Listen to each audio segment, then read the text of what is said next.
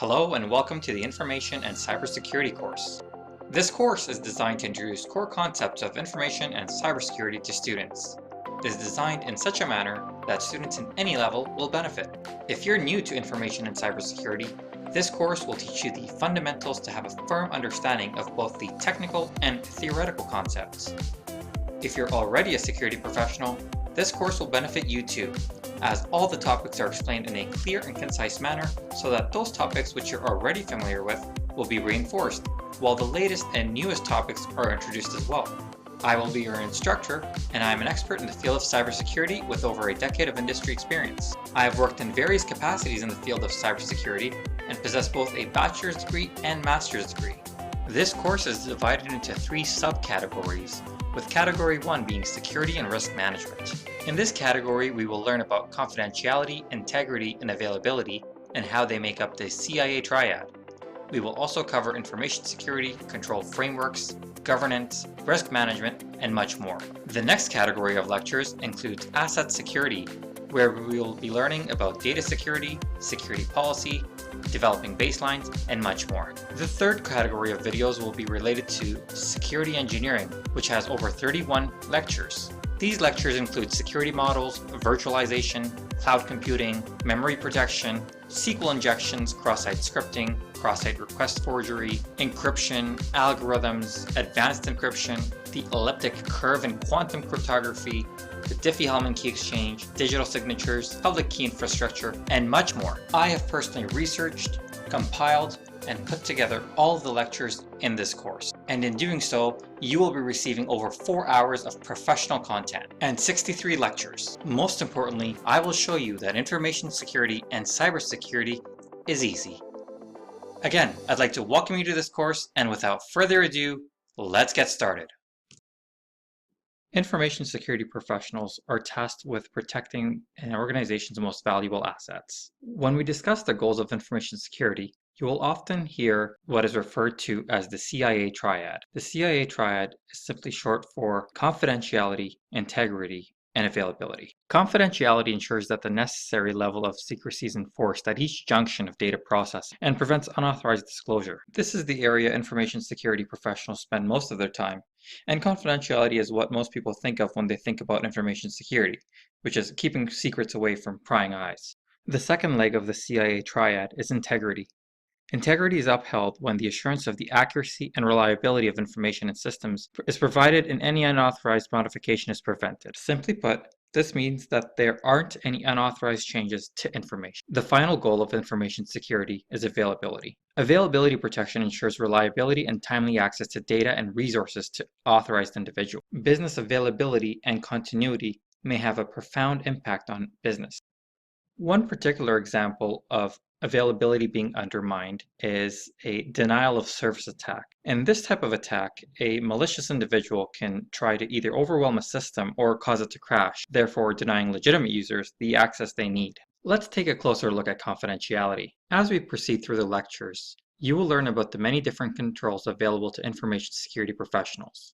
You can think of these controls as tools available for information security professionals to reach their objectives. Access controls, encryption, and steganography are 3 common controls utilized by information security professionals to enhance confidentiality. Access controls restrict people from seeing data that they should not have access to. Access controls protect confidentiality by ensuring that only those users that have permission to access files are in fact the ones gaining access. For instance, let's assume an organization hires a marketing intern. Security professionals would want to ensure that the marketing intern only has access to the information relating to his or her job. The marketing intern, for example, should not have access to personnel files in the HR department directory. Another type of control is encryption. Encryption transforms plain text into unreadable ciphertext through the use of mathematical algorithms. Another type of control mechanism is steganography. Steganography is a technique that hides information inside of other files, but in a manner that actually manipulates the contents of that file.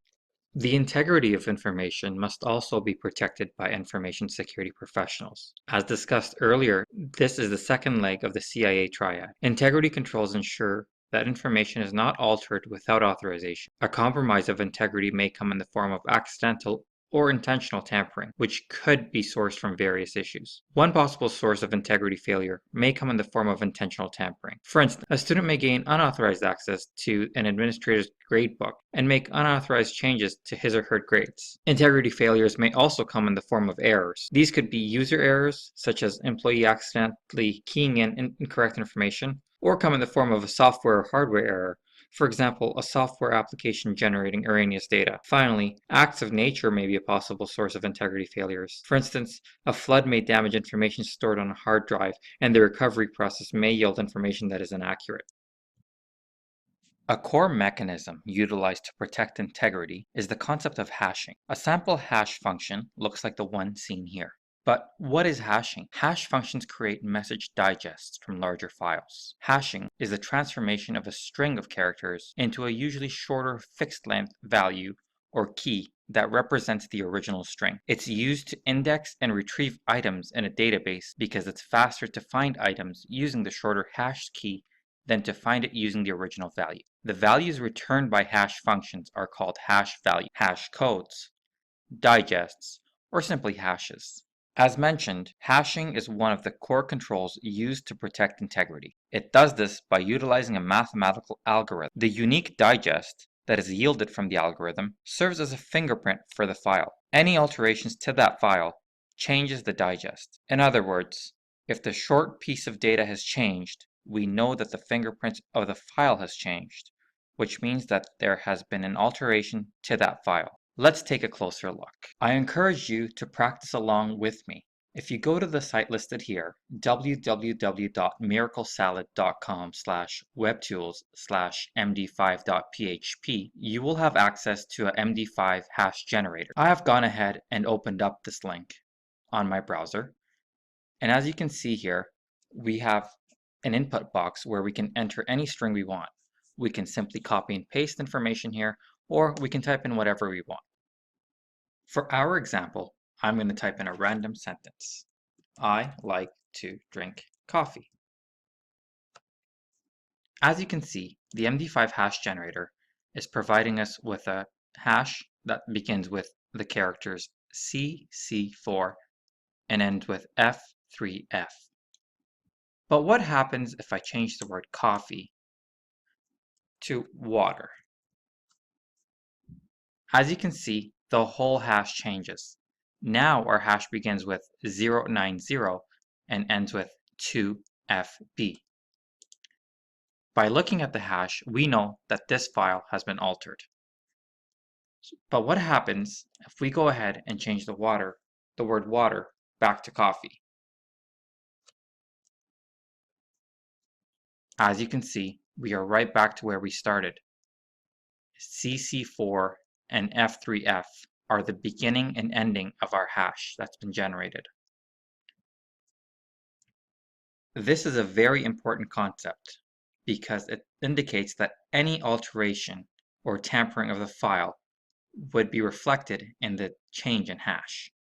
In our previous lecture, we discussed hash. We looked at a real-world example of how an MD5 generator produces a hash digest. Hashes serve as the rudimentary building block to many different integrity controls. One particular integrity control that utilizes hashing as a building block is a digital signature. Digital signatures are one of the most advanced and secure types of electronic signatures. You can use them to comply with the most demanding legal and regulatory requirements because they provide the highest level of assurance about each signer's identity and the authenticity of the documents they sign. Digital signatures use a certificate-based digital ID used by an accredited certificate authority or trust service provider, so when you digitally sign a document, your identity is uniquely linked to you. The signature is bound to the document with encryption, and everything can be verified using underlying technology known as public key infrastructure, or PKI. One way that digital signatures serve as an integrity control mechanism is that they help us achieve the goal of non-repudiation. Non-repudiation in network security is the ability to prevent a denial in an electronic message or transaction. The aim of non-repudiation is to ensure that an individual or organization is unable to deny at a later date that they were the originator of that message or transfer. So how is a digital signature created?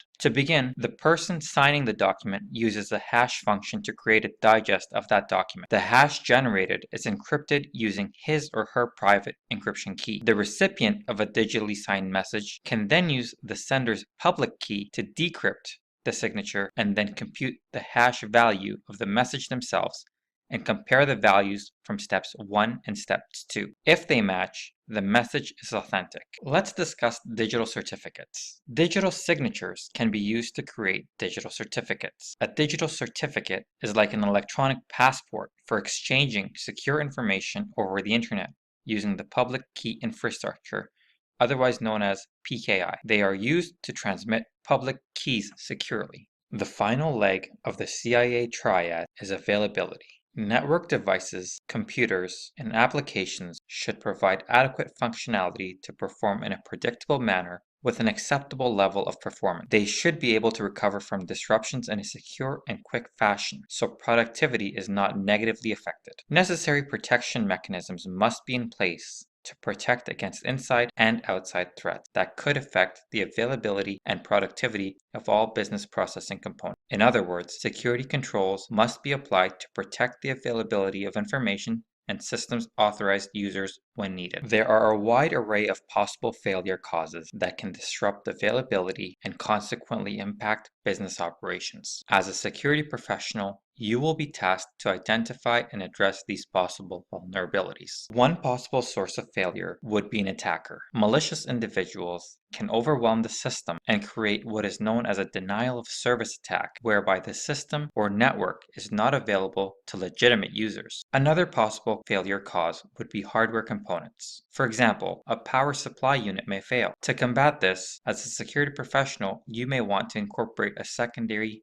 power source. Software and application failures are another possible cause of failure. Error codes may be generated and disrupt availability on the network. Finally, utility failures such as power outage can disrupt the system or network through unavailability of internet access. Now that we've identified possible failure causes that may impact availability, let's focus our attention on some availability controls that are readily available. Utilizing redundant components such as secondary source of power, as mentioned earlier, would be one availability control. Another example is the use of high availability systems that have multiple servers dedicated to the same purpose so that if one server fails, the others may continue carrying the operational load. A third availability control would be fault tolerance. With fault tolerance, services may continue so long as the anomalies are within a predetermined reasonable tolerance level. The final source of availability control would be operating system and application patching. If security professionals keep applications patched, the likelihood of network disruption and availability being impacted is significantly lessened if any predetermined flaws by the manufacturer are preemptively addressed. The goal and mission of every organization is different, and while security is of paramount importance to any organization, security professionals must bear in mind that there are many interests at stake. In other words, the existence of an organization or business does not revolve solely on the purpose of security. As a security professional, you must err on the side of caution with this balancing act. Just as a business's sole purpose is not security, a business with insufficient security may be unsustainable. Your goal as a security professional is to align the security with business goals. You are not just a security leader, but you are also a business leader. Decisions you make directly impact the security of an organization and the business as a whole. You must therefore understand both the short-term and long-term goals of the organization and incorporate security features in a manner that aids the business. This is much more challenging than it may seem because security controls can often be a barrier to the efficient operation of a business. For example, there are additional costs associated with security. There are policies, protocols, and procedures that may be added, and each of these extra steps may be a barrier. You may be presented with scenarios where you must make decisions that impact the business and the security of an organization. When considering the competing views issues, it is significantly important to take a balanced approach so that neither the business needs or security needs are compromised. As mentioned earlier, implementing security controls presents challenges. One way to mitigate these challenges is to present a business case for implementing security controls. When making these types of business case proposals, there are a few considerations to always keep top of mind. First, does the security control justify the investment of time and money for the new control? For example, can you justify implementing a security control that will take a full year to implement and cost $50 million and will be only 80% effective or accurate? Probably not. You also want to keep in mind the balanced approach we stated earlier about being both a security leader and a business leader. Are we significantly compromising security for business and or vice versa? Finally, when proposing a business case, we want to consider whether the business case is in fact achieving the goals of the CIA triad.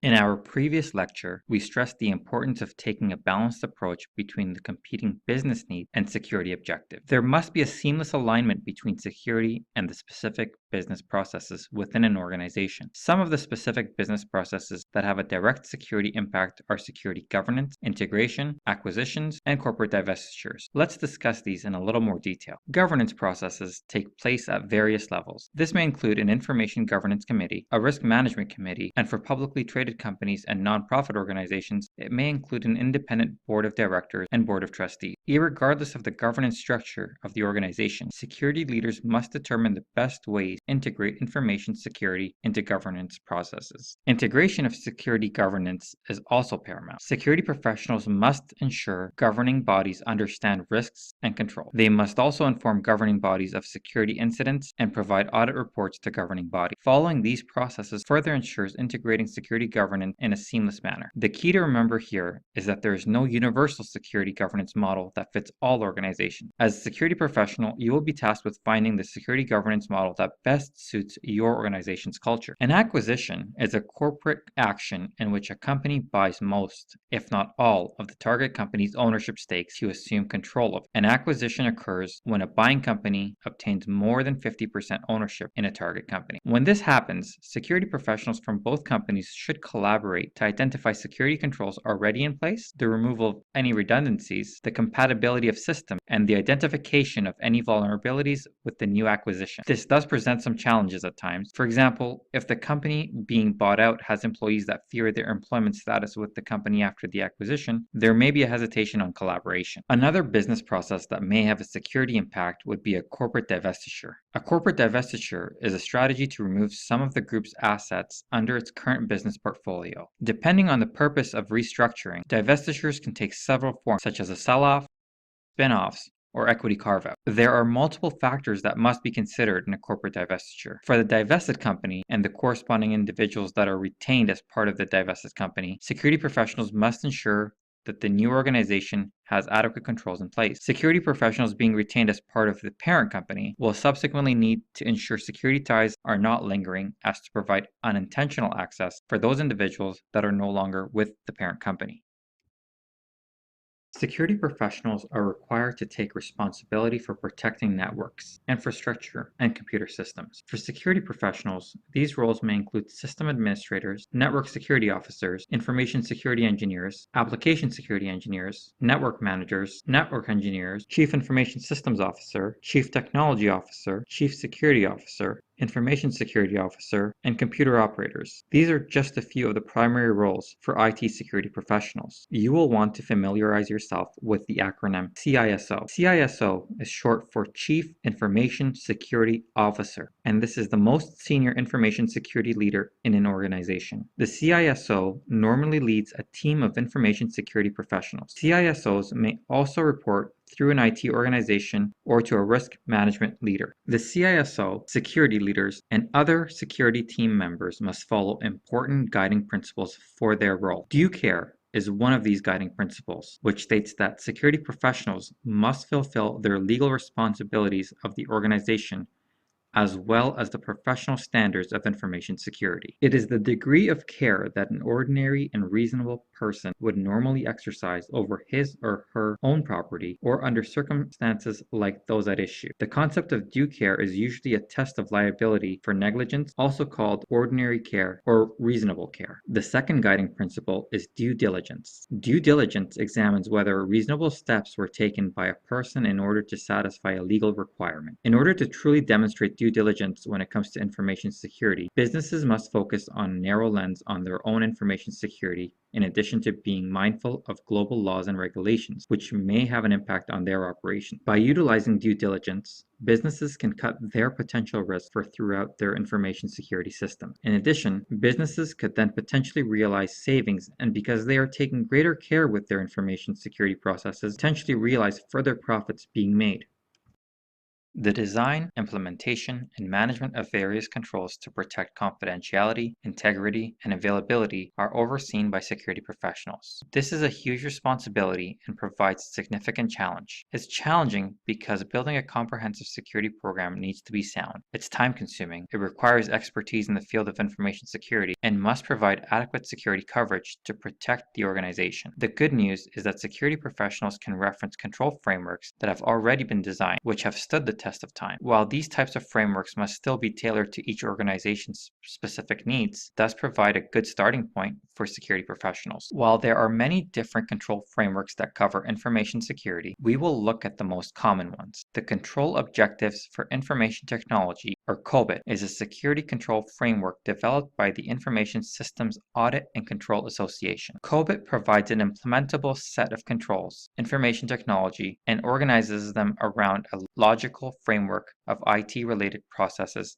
and enablers. I have gone ahead and downloaded the PDF version of COBIT. COBIT is available free of charge online. Simply go to google.com and type in COBIT PDF and this document will appear. While you do not need to know the details of COBIT end to end, it is important you familiarize yourself with the 5 different principles. These principles can be found on page 11. The COBIT 5 principles include the following: meeting stakeholder needs, covering the enterprise end to end, applying a single integrated framework, enabling a holistic approach, and separating governance from management. Again, while you do not need to know COBIT end to end, knowing these 5 principles should be helpful. ISO 27001 is a control framework for information security published by the International Organization for Standardization. ISO 27001 is a specification for an information security management system and is a framework of policies and procedures that include all legal, physical, and technical controls involved in an organization's information risk management process. Government agencies and contractors have their own standard. The National Institute for Standards and Technology, otherwise known as NIST, publishes a document called the Security and Privacy Controls for Federal Information Systems Organization, commonly referred to as NIST 800-53. It provides a catalog of security controls for all U.S. federal information systems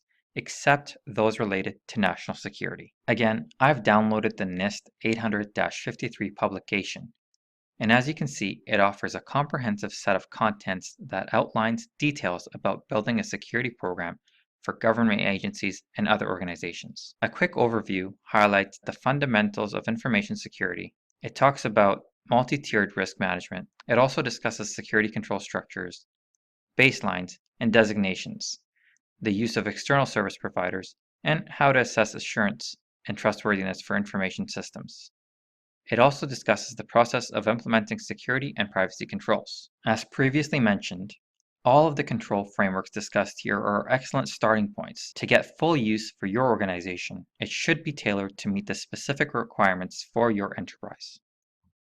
As an information security professional, it is absolutely imperative that you become familiar with both legal and regulatory requirements. Local and federal government laws are constantly evolving to take into account the impact of information security. There are 4 main types of compliance obligations you will need to be familiar with: criminal law, civil law, administrative law, and private regulation. Criminal law is the body of law that relates to crime, that prescribes conduct perceived as threatening, harmful, or otherwise endangering to the property, health, safety, and welfare of people. Most criminal laws are established by statute, which is to say that the laws are enacted by a legislature. That includes the punishment of people who violate these laws. Civil law is a body of rules that defines and protects the private rights of citizens, offers legal remedies that may be sought in a dispute, and covers areas of laws such as contracts, torts, property, and family law. Civil law is derived from the laws of ancient Rome, which used doctrines to develop code that determines how legal issues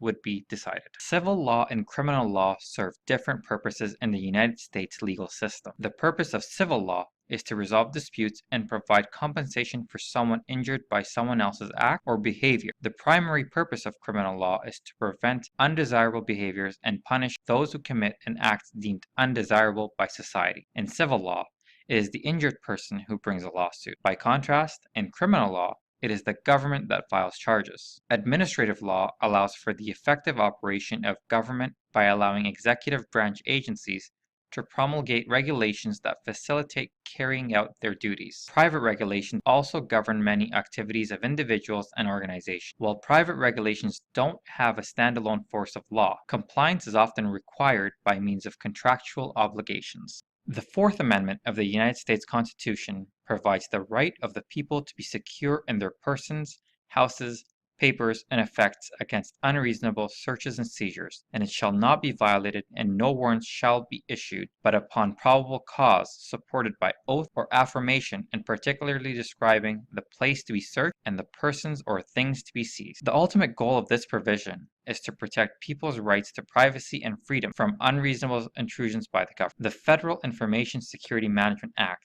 FISMA, is a law that governs information security matters for federal agencies and government contractors. FISMA requires the creation of security programs throughout the federal government and provides details on the controls necessary to run information systems that are categorized in a FISMA High, FISMA Moderate, or FISMA Low tiered system.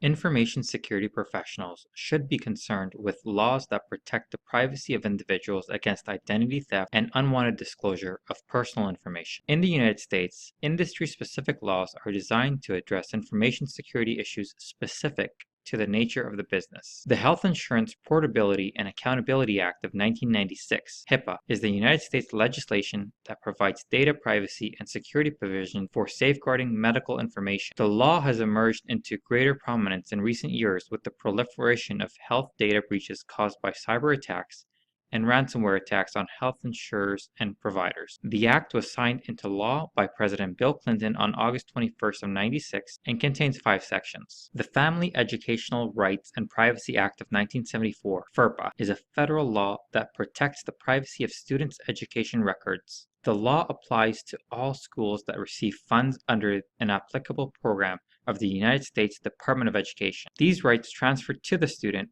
when he or she reaches the age of 18 or attends a school beyond the high school level. FERPA also restricts the manner in which educational institutions utilize and release educational records. The financial services sector is covered by the Gramm-Leach-Bliley Act. The GLBA, also known as the Financial Modernization Act of 1999, is a federal law enacted in the United States to control the ways that financial institutions deal with the private information of individuals. The act consists of 3 sections: the Financial Privacy Rule, which regulates the collection and disclosure of private financial information; the Safeguards Rule, which stipulates that financial institutions must implement security programs to protect such information; and the Pretexting Provisions, which prohibits the practice of pretexting. The act also requires financial institutions to give customers a written privacy notice that explains their information sharing practices. The Children's Online Privacy Protection Act, COPPA, gives parents control over what information websites can collect from their kids. COPPA also requires that parents give consent for the collection of information from children under the age of 18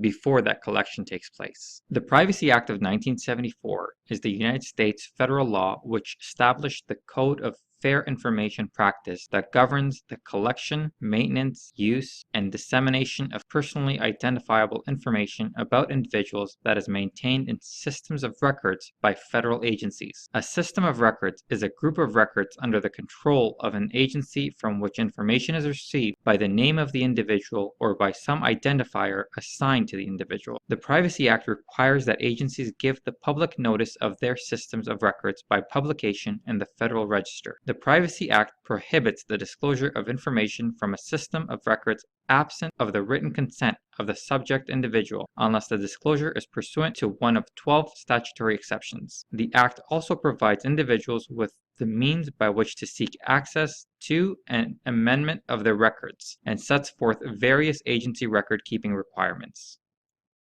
Thus far, we have discussed a number of laws that are industry-specific. We have discussed civil and administrative laws. Cases of information theft, system intrusion, identity theft, and other crimes fall under the umbrella of criminal law. Let's look at a few of the common laws that directly relate to computer crime. The Computer Fraud and Abuse Act, also known as the CFAA, is a federal anti-hacking statute that prohibits unauthorized access to computers and networks. Enacted in 1986 as an amendment to the Counterfeit Access Device and Abuse Act, the CFAA makes it illegal to do a whole bunch of stuff related to computers and computer network, from stealing government documents and committing fraud to sending out spam emails. It also prohibits the creation of malicious code. The Electronic Communications Privacy Act and the Stored Wire Electronic Communications Act are commonly referred together as the Electronic Communications Privacy Act, ECPA, of 1986. The ECPA updated the Federal Wiretap Act of 1968,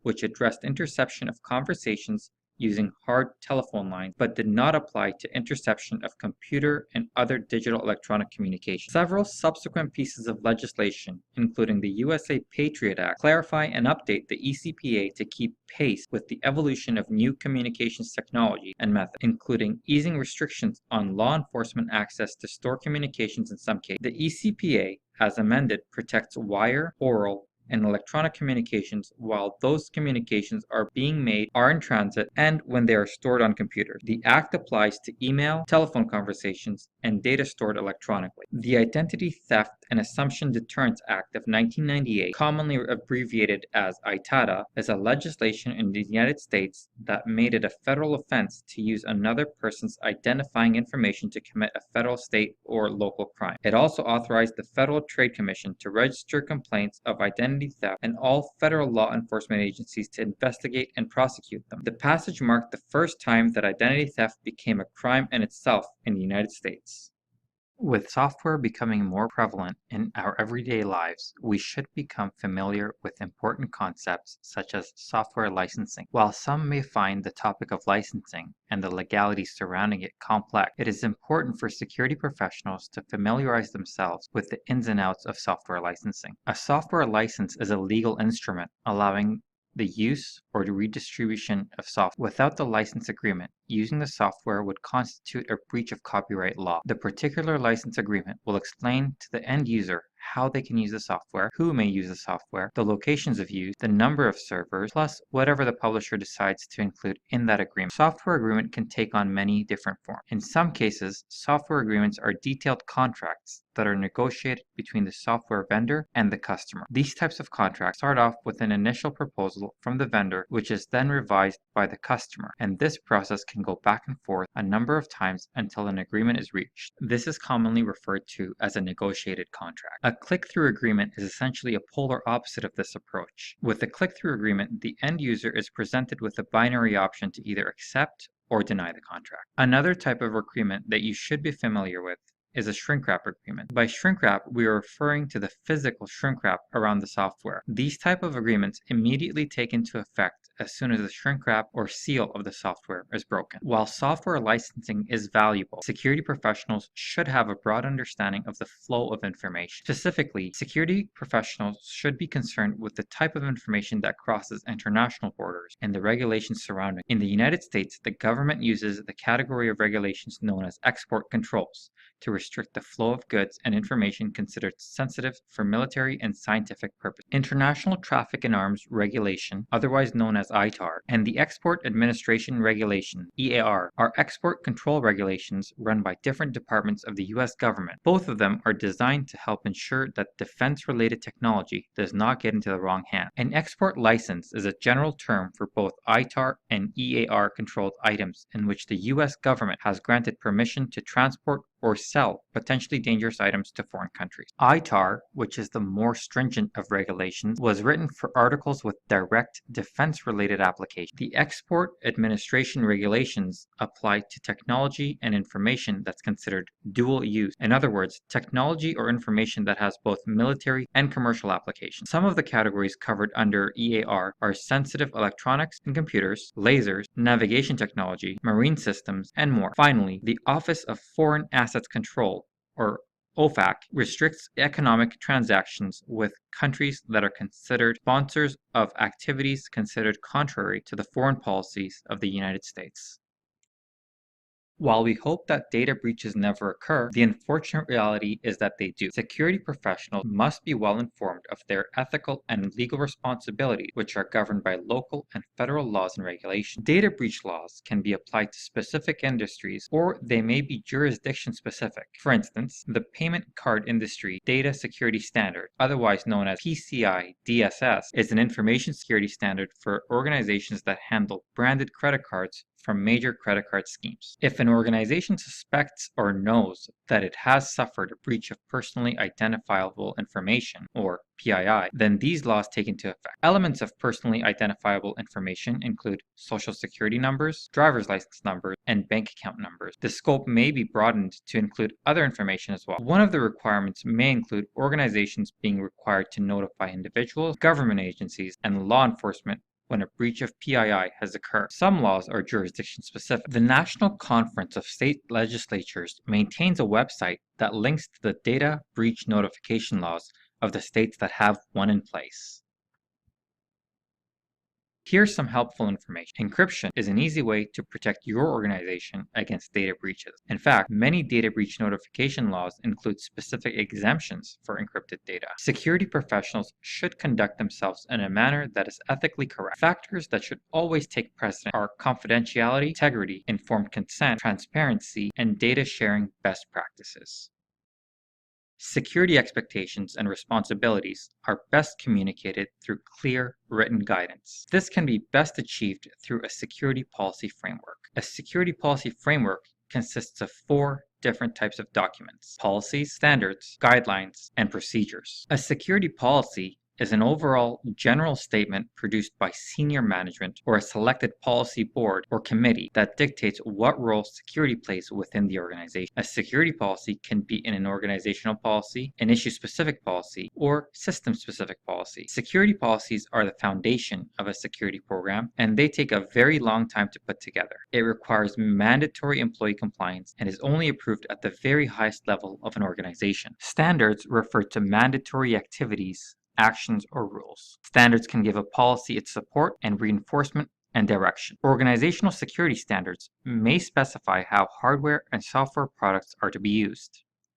They may also be used to indicate expected user behavior. They provide a means to ensure that specific technologies, applications, parameters, and procedures are implemented in a uniform, standardized manner across the organization. They derive their authority from policies and provide a specific detail of security controls. They require a less rigorous approval process, and employee compliance of standards are mandatory. Guidelines are recommended actions and operational guide to users, IT staff, operational staff, and others when a specific standard does not apply. They can also be used as a recommended way to achieve specific standards when those do apply. Guidelines can deal with the methodologies of technology, personnel, or physical security. Guidelines provide organizations with security advice and compliance. Compliance with guidelines is not mandatory. Procedures are detailed step-by-step tasks that should be performed to achieve a certain goal. The steps can apply to users, IT staff, operations staff, security members, and others who may need to carry out specific tasks. Many organizations have written procedures on how to install operating systems,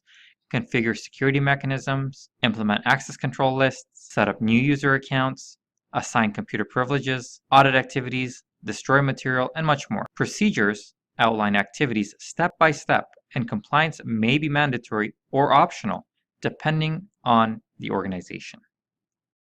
Security policies are handled uniquely by each organization, and policies across organizations can vary drastically. There are a number of factors that can affect the formation and implementation of security policy across organizations. One factor would include the culture of the organization. For instance, if the culture of one particular organization is to have a detailed account of the flow of information, then strict measures may be incorporated into the security policy. Another factor that would affect security policy would be the industry. For example, the financial services industry will likely have a greater control around data privacy. Similarly, the regulatory environment may affect security policy. For instance, HIPAA guidelines may require health insurance providers to enact a strict security policy. With that having been said, there are several standard policies that every organization should have in order to provide the foundation for its information security program. These are an information security policy, a privacy policy, and an acceptable use policy. The information security policy should have a clear designation of an individual responsible for the ISP. It should also clearly describe security roles and provide a description of the corresponding responsibility. Furthermore, the process and policy exemptions and violations should be explicitly stated. Another type of policy that should be commonly found is a privacy policy. A privacy policy should be published and readily accessible. The privacy policy should also describe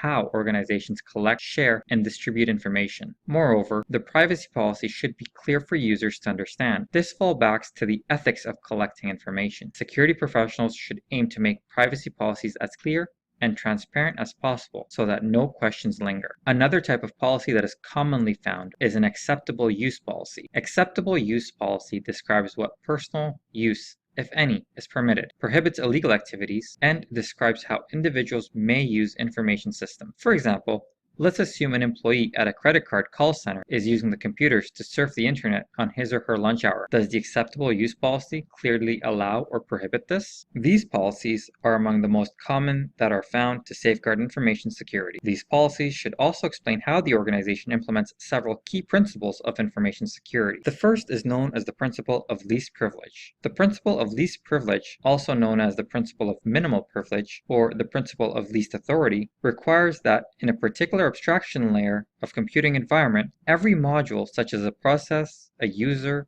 or program, depending on the subject, must be able to access only the information and resources that are necessary for its legitimate purposes. For example, the new hire in a marketing department should not have access to employee salary information that is on the HR database, as it is not required for the employee to carry out his or her duties. The principle of separation of duties, also known as segregation of duties, is the concept of having more than one person required to complete a task. This is a form of control intended to prevent fraud and error. For example, if an individual has authority to create accounts in the system, then he or she should not have the ability to perform accounts payable transactions on the system. If this individual is granted permission to do both, the company would be vulnerable to the individual setting up fictitious accounts and then paying those fictitious accounts, with the funds being redirected to the employee. A separation of duty would be effective in this case. For example, the employee may have the authority to set up the account, but only a supervisor may have the authority to set up a payment on the account. Mandatory vacations provide a similar control mechanism, with the intention being that any questionable actions may come to light when the employee is away on vacation. Finally, the practice of a job rotation serves a purpose similar to mandatory vacations. With job rotations, personnel in sensitive positions would not have the ability to cover up fraudulent activities, as their post is changed periodically. Business continuity planning is the process of creating systems of prevention and recovery to deal with potential threats to a company. Any event that could negatively affect operations is included in the plan, such as damage to computing and network infrastructure. Business continuity planning is a subset of risk management. A business continuity plan should have a well-defined scope. Some of the factors that may be considered are a business activities, systems, and controls. What business activities will be covered by the plan? What type of systems will it cover? What type of controls will it cover? Asking these types of questions early allows business continuity planners to prioritize the necessary information to answer such questions. While continuity planners have various roles to their discretion, one of the more common ones utilized is a business impact assessment. A business impact assessment is a key part of the business continuity process that analyzes mission-critical business functions and identifies and quantifies the impact of loss of those functions may have on the organization. A business impact assessment is critical in assessing the cost of business disruption and how disaster recovery plays a role in mitigating it. The business impact assessment has several crucial elements, which include executive backing, a deep understanding of the organization, and a business impact assessment tools, processing, and findings. The business impact assessment yields a prioritized listing of risks that might disrupt the organization's business. It will look something like what I have displayed here. A planner would then use this information to select controls that may mitigate the risks facing the organization. The risks in this scenario are listed in descending order of expected loss. Based on this provided BIA, planners can make the decisions about control implementations that factor in cost. Business continuity planning is integral to the availability of systems. And, as stated earlier, availability is part of the CIA triad. It should therefore go without saying that in order to enhance business continuity for an organization, availability controls should be implemented. One way IT professionals do this is through the use of redundant systems. In IT, the term redundant can refer to various situations. The term redundant can describe computer or network system components, such as fans, hard disk drives, servers, operating systems, switches, and telecommunication links that are to back up primary resources in case they fail. Redundancy is commonly built into the network at a routing protocol level. They are configured so if one link goes down or gets congested, then traffic is routed over a different network link. Another business continuity control would be single point of failure, or SPOF. A single point of failure is a part of a system that, if it fails, will stop the entire system from working. Single point of failures are undesirable in any system. A single point of failure poses a lot of potential risk to a network because if the device fails, a segment or even the entire network is negatively affected. Some of the hardware devices that present single point of failure vulnerabilities are firewalls, routers, network access servers, switches, bridges, hubs, and authentication servers. The best defense for a single point of failure is maintenance, regular backups, redundancy, and fault tolerance. There are two key technical concepts that improve the availability of systems. High availability, otherwise known as HA, is one of them. High availability is the concept or goal of ensuring your critical systems are always functioning. In practice, this means creating and managing the ability to automatically fail over to a secondary system if the system goes down for any reason, as well as eliminating all single points of failure from your infrastructure. High availability is a strategy that requires careful planning and the use of tools. Having a well thought out high availability architecture is important because the cost of downtime is high, whether we're talking about dollar figures, the loss of staff productivity, or the life of a patient who becomes vulnerable to risk the very moment the hospital system goes down. The other key technical concept is fault tolerance.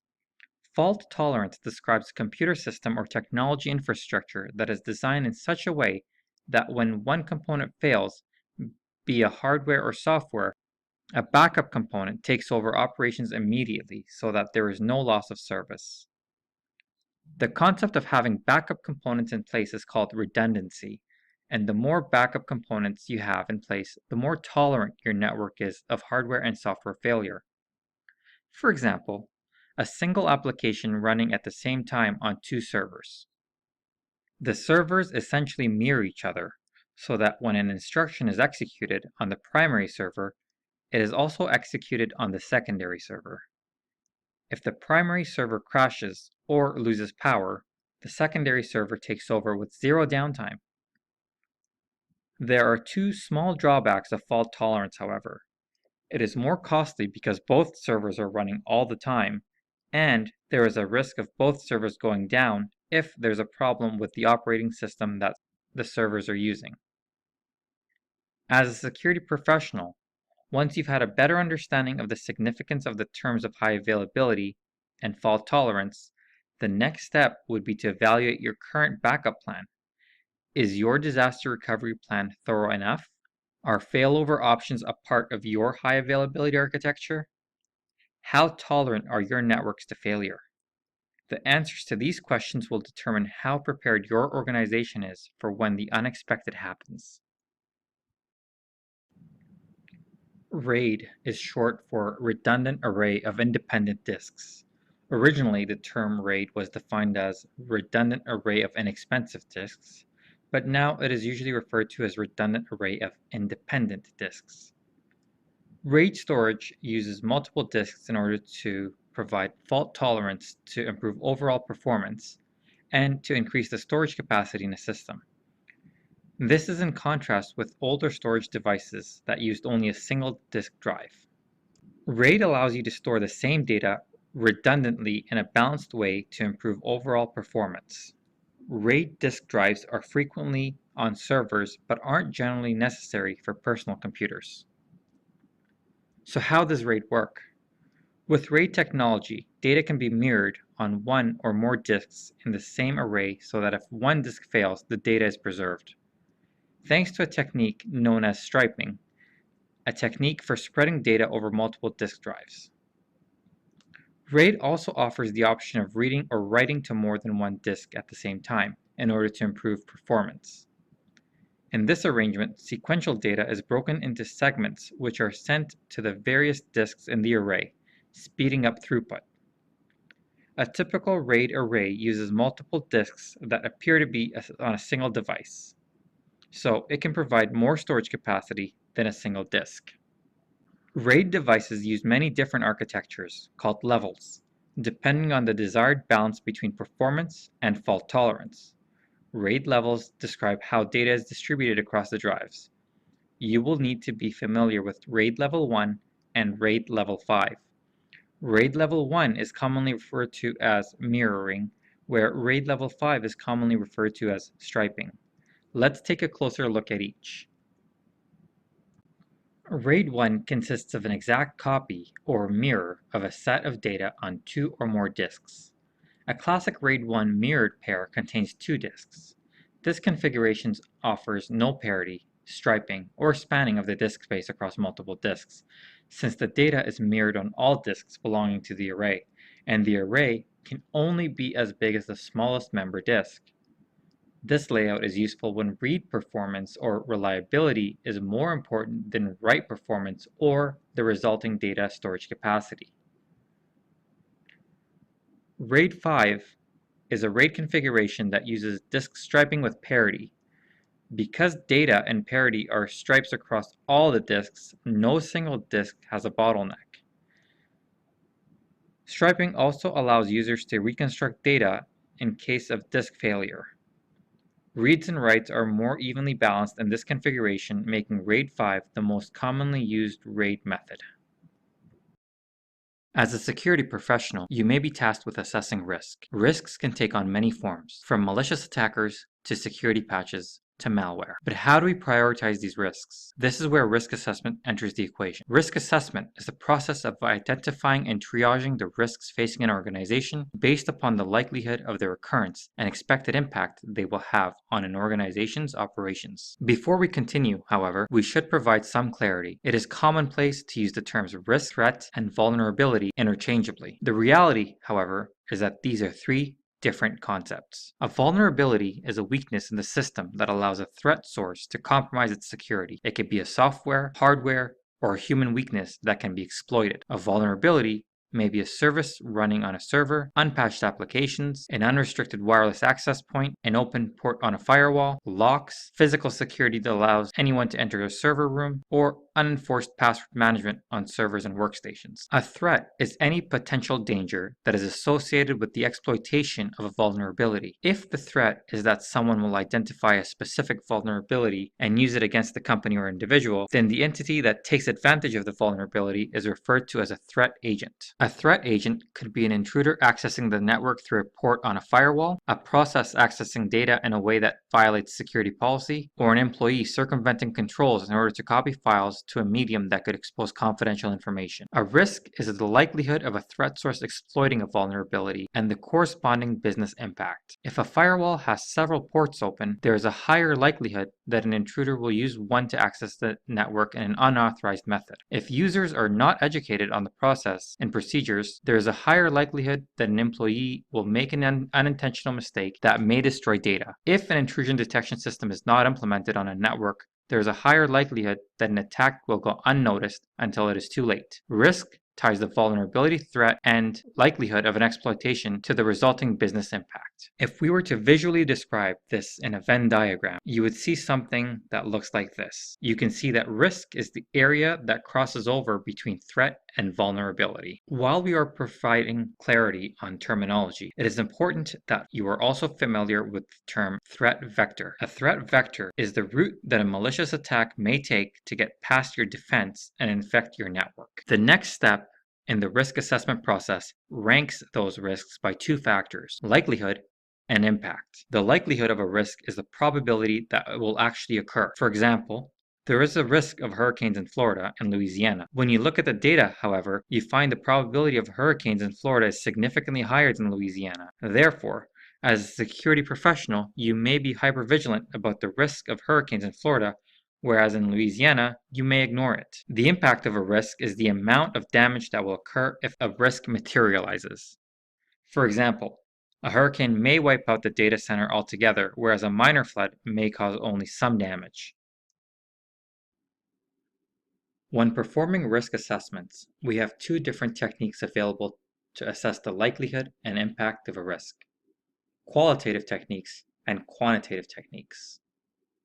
Qualitative risk assessment is concerned with discovering the probability of a risk event occurring and the impact that the risk will have if it does occur. Qualitative techniques evaluate risks, likelihood, and impact via the use of a subjective rating. Qualitative techniques may include, for example, brainstorming, interviewing, historical data, SWOT analysis, and risk rating scales. Quantitative techniques, on the other hand, use objective numeric ratings to evaluate risk, likelihood, and impact. Displayed, we have an example of a qualitative risk assessment chart. When considering a specific risk, the assessor first rates the likelihood low, medium, or high, and then does the same for the impact. The chart then categorizes the overall risk. Security professionals performing quantitative risk assessments do so for a single risk asset pairing. As they conduct this assessment, they must first determine the values of several variables. The first of these variables is the asset value, or AV. The asset value is the dollar value of an asset. Risk assessors determining asset value have several options at their disposal. The original cost technique simply looks at invoices from an asset purchase and uses the purchase price to determine the asset value. The benefit of using this approach is that it is rather easy to use. It simply requires referencing invoices to determine the asset value. The downfall to this approach is that the actual asset value may be drastically different than what's actually on the invoice if the asset value has changed over time. The depreciated cost approach reduces the value of an asset over time as it ages. The depreciation technique uses an estimate of the asset's useful life and then gradually decreases the asset's value until it reaches zero at the end of its projected lifespan. The replacement cost technique determines the actual cost of replacing an asset. Risk managers favor this approach because it produces results that most closely approximate the actual cost that an organization will incur if the risk materializes. It takes into consideration the current prices to determine the actual cost of replacing an asset in the current market and uses that cost as the asset's value. We previously discussed qualitative and quantitative risk factors. We also stated that the asset value is a factor that must be considered when conducting quantitative risk analysis. Another factor that must be considered is the exposure factor, or EF. The exposure factor represents the percentage of loss a realized threat could have on a certain asset. The exposure factor is a subjective value that the person assessing the risk must define. If the asset is completely lost, the exposure factor is 1.0. Another variable we must consider is the single loss expectancy, or SLE. The SLE is a dollar amount that is assigned to a single event that represents the company's potential loss amount if the specific threat were to take place. To calculate the single loss expectancy, we simply multiply the exposure factor by the asset value. In other words, AV times FE equals SLE. So let's take a look at a real-world example. Let's suppose that we expect a hurricane might damage 25% of our data center. We would set the exposure factor to 25%. If the data center is valued at $40 million, or in other words has an AV of $40 million, we could calculate the single loss expectancy for SLE by multiplying 40 million by 0.25. In this case, our single loss expectancy would be $10 million. Interpreted another way, this implies that a single hurricane would yield $10 million worth of damage to our data center. That's the impact of risk. The SLE, however, only gives us an idea of impact. As previously discussed, risk assessment must also consider the likelihood of a risk, and that is where ARO enters the equation, which we will discuss next. Now that we are familiar with the asset value, the exposure factor, and are able to successfully combine it to determine our single loss expectancy, let's take a look at some other important risk factors to consider. The annualized rate of occurrence, or ARO, is the value that represents the estimated frequency of a specific threat taking place within a 12-month time frame. The range can be from 0.0, or in other words, never, to 1.0, in other words, once a year, to greater than 1, several times a year, and anywhere in between. For instance, if the probability of a fire taking place and damaging our data warehouses once every 10 years, the ARO value is 0.1. The annualized loss expectancy, ALE, is the product of the annualized rate of occurrence, ARO, and the single loss expectancy. A risk analysis should incorporate both the likelihood and impact values. In this case, the impact of risk is expressed in terms of SLE, where the likelihood is expressed in terms of ARO. Multiplying SLE by ARO gives us an annualized loss expectancy of $100,000. This means that we should expect to lose $100,000 each year. It's important to remember that in reality, this cost wouldn't occur each year. What we really would have happen is $10 million in damage each time the event occurs. But since the occur happens only once every 100 years, it averages to only $100,000 a year. And that is quantitative risk analysis in a nutshell. Once we've performed quantitative risk analysis, we can more accurately assess our ability to restore IT services and components quickly in the event of a failure. To do this, we need to consider two things. Specifically, we want to know if the asset is non-repairable or if it's repairable. If it is a repairable asset, we consider the metric of mean time to failure, or MTTF. The mean time to failure is the amount of time we expect will pass before an asset fails. If the asset is repairable, then we can look at two different values. The first is the mean time between failures, or MTBF. The mean time between failures is simply the average amount of time that passes between failures of a repairable asset. The second value we look at for repairable assets is the mean time to repair, or MTTR. The mean time to repair is the amount of time that an asset will be out of service for repair each time that it fails. If we consider both the MTTR and MTTF values together, it provides us with a better understanding of the expected downtime for our services and components. Risk in the context of security is the possibility of damage happening and the ramifications of such damage should it occur. Risk management is the process of identifying and assessing risk, reducing it to an acceptable level, and ensuring that it remains at that level. There is no such thing as a 100% secure environment. Every environment has vulnerabilities and threats. The skill is in identifying these threats, assessing the probability of them actually occurring and the damage they could cause, and then taking the right steps to reduce the overall level of risk in the environment to what the organization identifies as acceptable. There are various risk management strategies. Let's take a look at 5 of these strategies. Risk avoidance is the elimination of hazards, activities, and exposures that can negatively affect an organization's assets. Avoiding risk implies that you'll actually have to change your organization's business practices so that you are no longer in a position where that risk can affect your business. For instance, let's assume our data center was located in an earthquake-prone area. An example of risk avoidance would be to relocate the data center, in which case we would be avoiding the risk of earthquakes.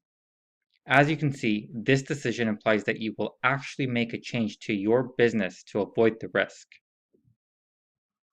Risk transference refers to the shifting of the burden of loss for a risk to another party through legislation, contract, insurance, or other means. For example, in our data center located in the earthquake-prone area, we could transfer the risk by purchasing an insurance for the data center that explicitly covers earthquake damage.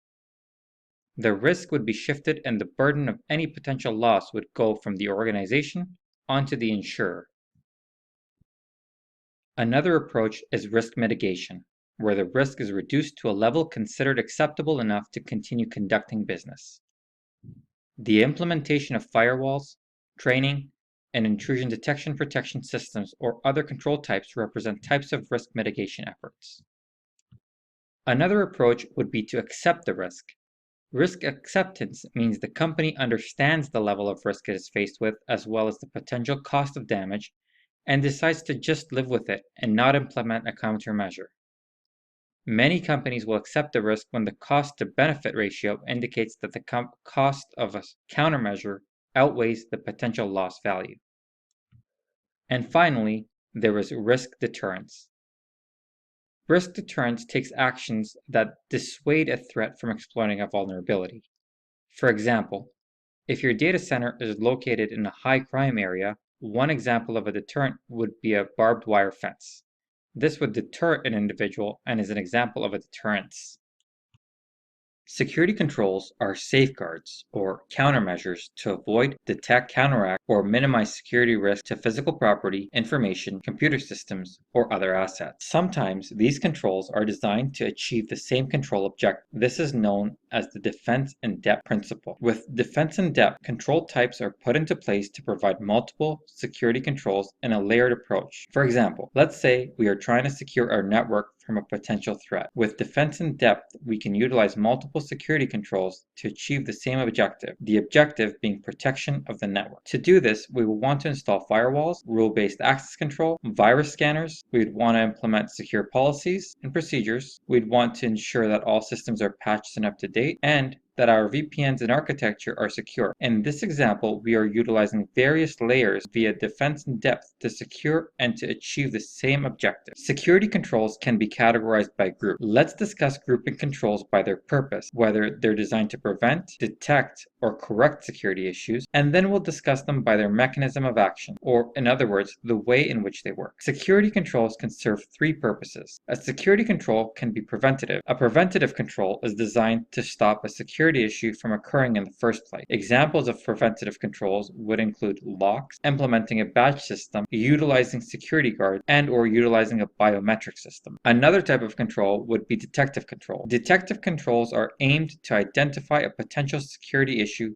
that has taken place. For example, an intrusion detection system can detect signs of breaches and therefore would be a detective control. Finally, we have corrective controls. A corrective control fixes components or systems after an incident has occurred. For example, if a malicious attacker wipes out all the data, restoring the information from backup would be an example of corrective control. Controls can also be categorized by their mechanism of action. Controls can be technical, operational, and/or management controls. A technical control uses technology to achieve security control objectives. Operational controls use human-driven processes to manage technology in a secure manner. Management controls improve the security of the risk management process itself. When implementing controls, it is also important to familiarize yourself with control failure. There are two main ways a control can fail. One way would be a false positive error, and this occurs when a control triggers inadvertently when it should not. For example, the motion detection system in the data center sets off the alarm when there really was no movement within the data center. This would be an example of a false positive. The system was inadvertently triggered when it should not have been. The second type of error is a false negative error, and this occurs when a control fails to trigger in a situation where it should. To go back to our previous example, think about an intruder entering the premises and the motion detection system failing to trigger.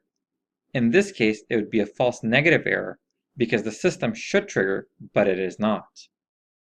In almost every case, the information at the core of our information system is the most valuable asset to a potential adversary. Information within a computer information system is represented as data. This information may be stored, known as data at rest. It may be transported between parts of our system, known as data in motion, or it may be actively used by the system itself, otherwise known as data in use. Each one of these three states pose unique vulnerabilities. For example, if data is copied to a thumb drive and given to unauthorized parties by an insider, thus compromising its confidentiality, the data is thereby vulnerable at rest. An example of data being vulnerable in motion would be data that is modified by an external actor intercepting on the network and then relaying the altered version, thus compromising its integrity. This is also known as the man-in-the-middle attack. An example of data in use being vulnerable would be data that is deleted by a malicious process, exploiting a time of check to time of use or race condition vulnerability, thus compromising its availability. If data is vulnerable, whether it's at rest, in motion, or in use, is there anything we can do to protect the data in any of these three states? Sure. One way to protect the data would be to have a clear set of policies and procedures surrounding the proper use of data and the security controls that must be in place for sensitive information. Second, we can also use encryption to protect the sensitive information, whether it's at rest or in transit. Finally, we can use access controls to restrict access to information while it's on a stored device. For instance, we can list specifically who may access, modify, or delete information stored on a device. It is up to you as the security professional to implement the controls that best suit your organizational needs. When it comes to securing data, you should be familiar with the term big data. Big data is an evolving term that describes any voluminous amount of structured, semi-structured, and unstructured data that has the potential to be mined for information. Big data is often characterized by the three V's: the extreme volume of data, the wide variety of data types, and the velocity at which the data must be processed. Big data requires a special security consideration. Security professionals must think about how this information is secured and how sensitive information is accessed. Security policies form the building blocks of the information security program for the organization as a whole. Due to the important nature of data security policies, there are certain criteria that it should meet. First, the data policy serves as the foundational authority for data security. It should be clear so that expectations for data security are understood without question by all organizational members. Data security policies should also provide guidance with respect to access of information. Finally, it should provide a process for granting policy exception. One thing you should remember is that a policy needs to be technology and solution independent, and must outline the goals and missions, but not tie the organization to specific ways to accomplish them. Common security policies include acceptable use policy, risk management policy, vulnerability management policy, data protection policy, access control policy, business continuity policy, personnel security policy, email policy, and incident response policy,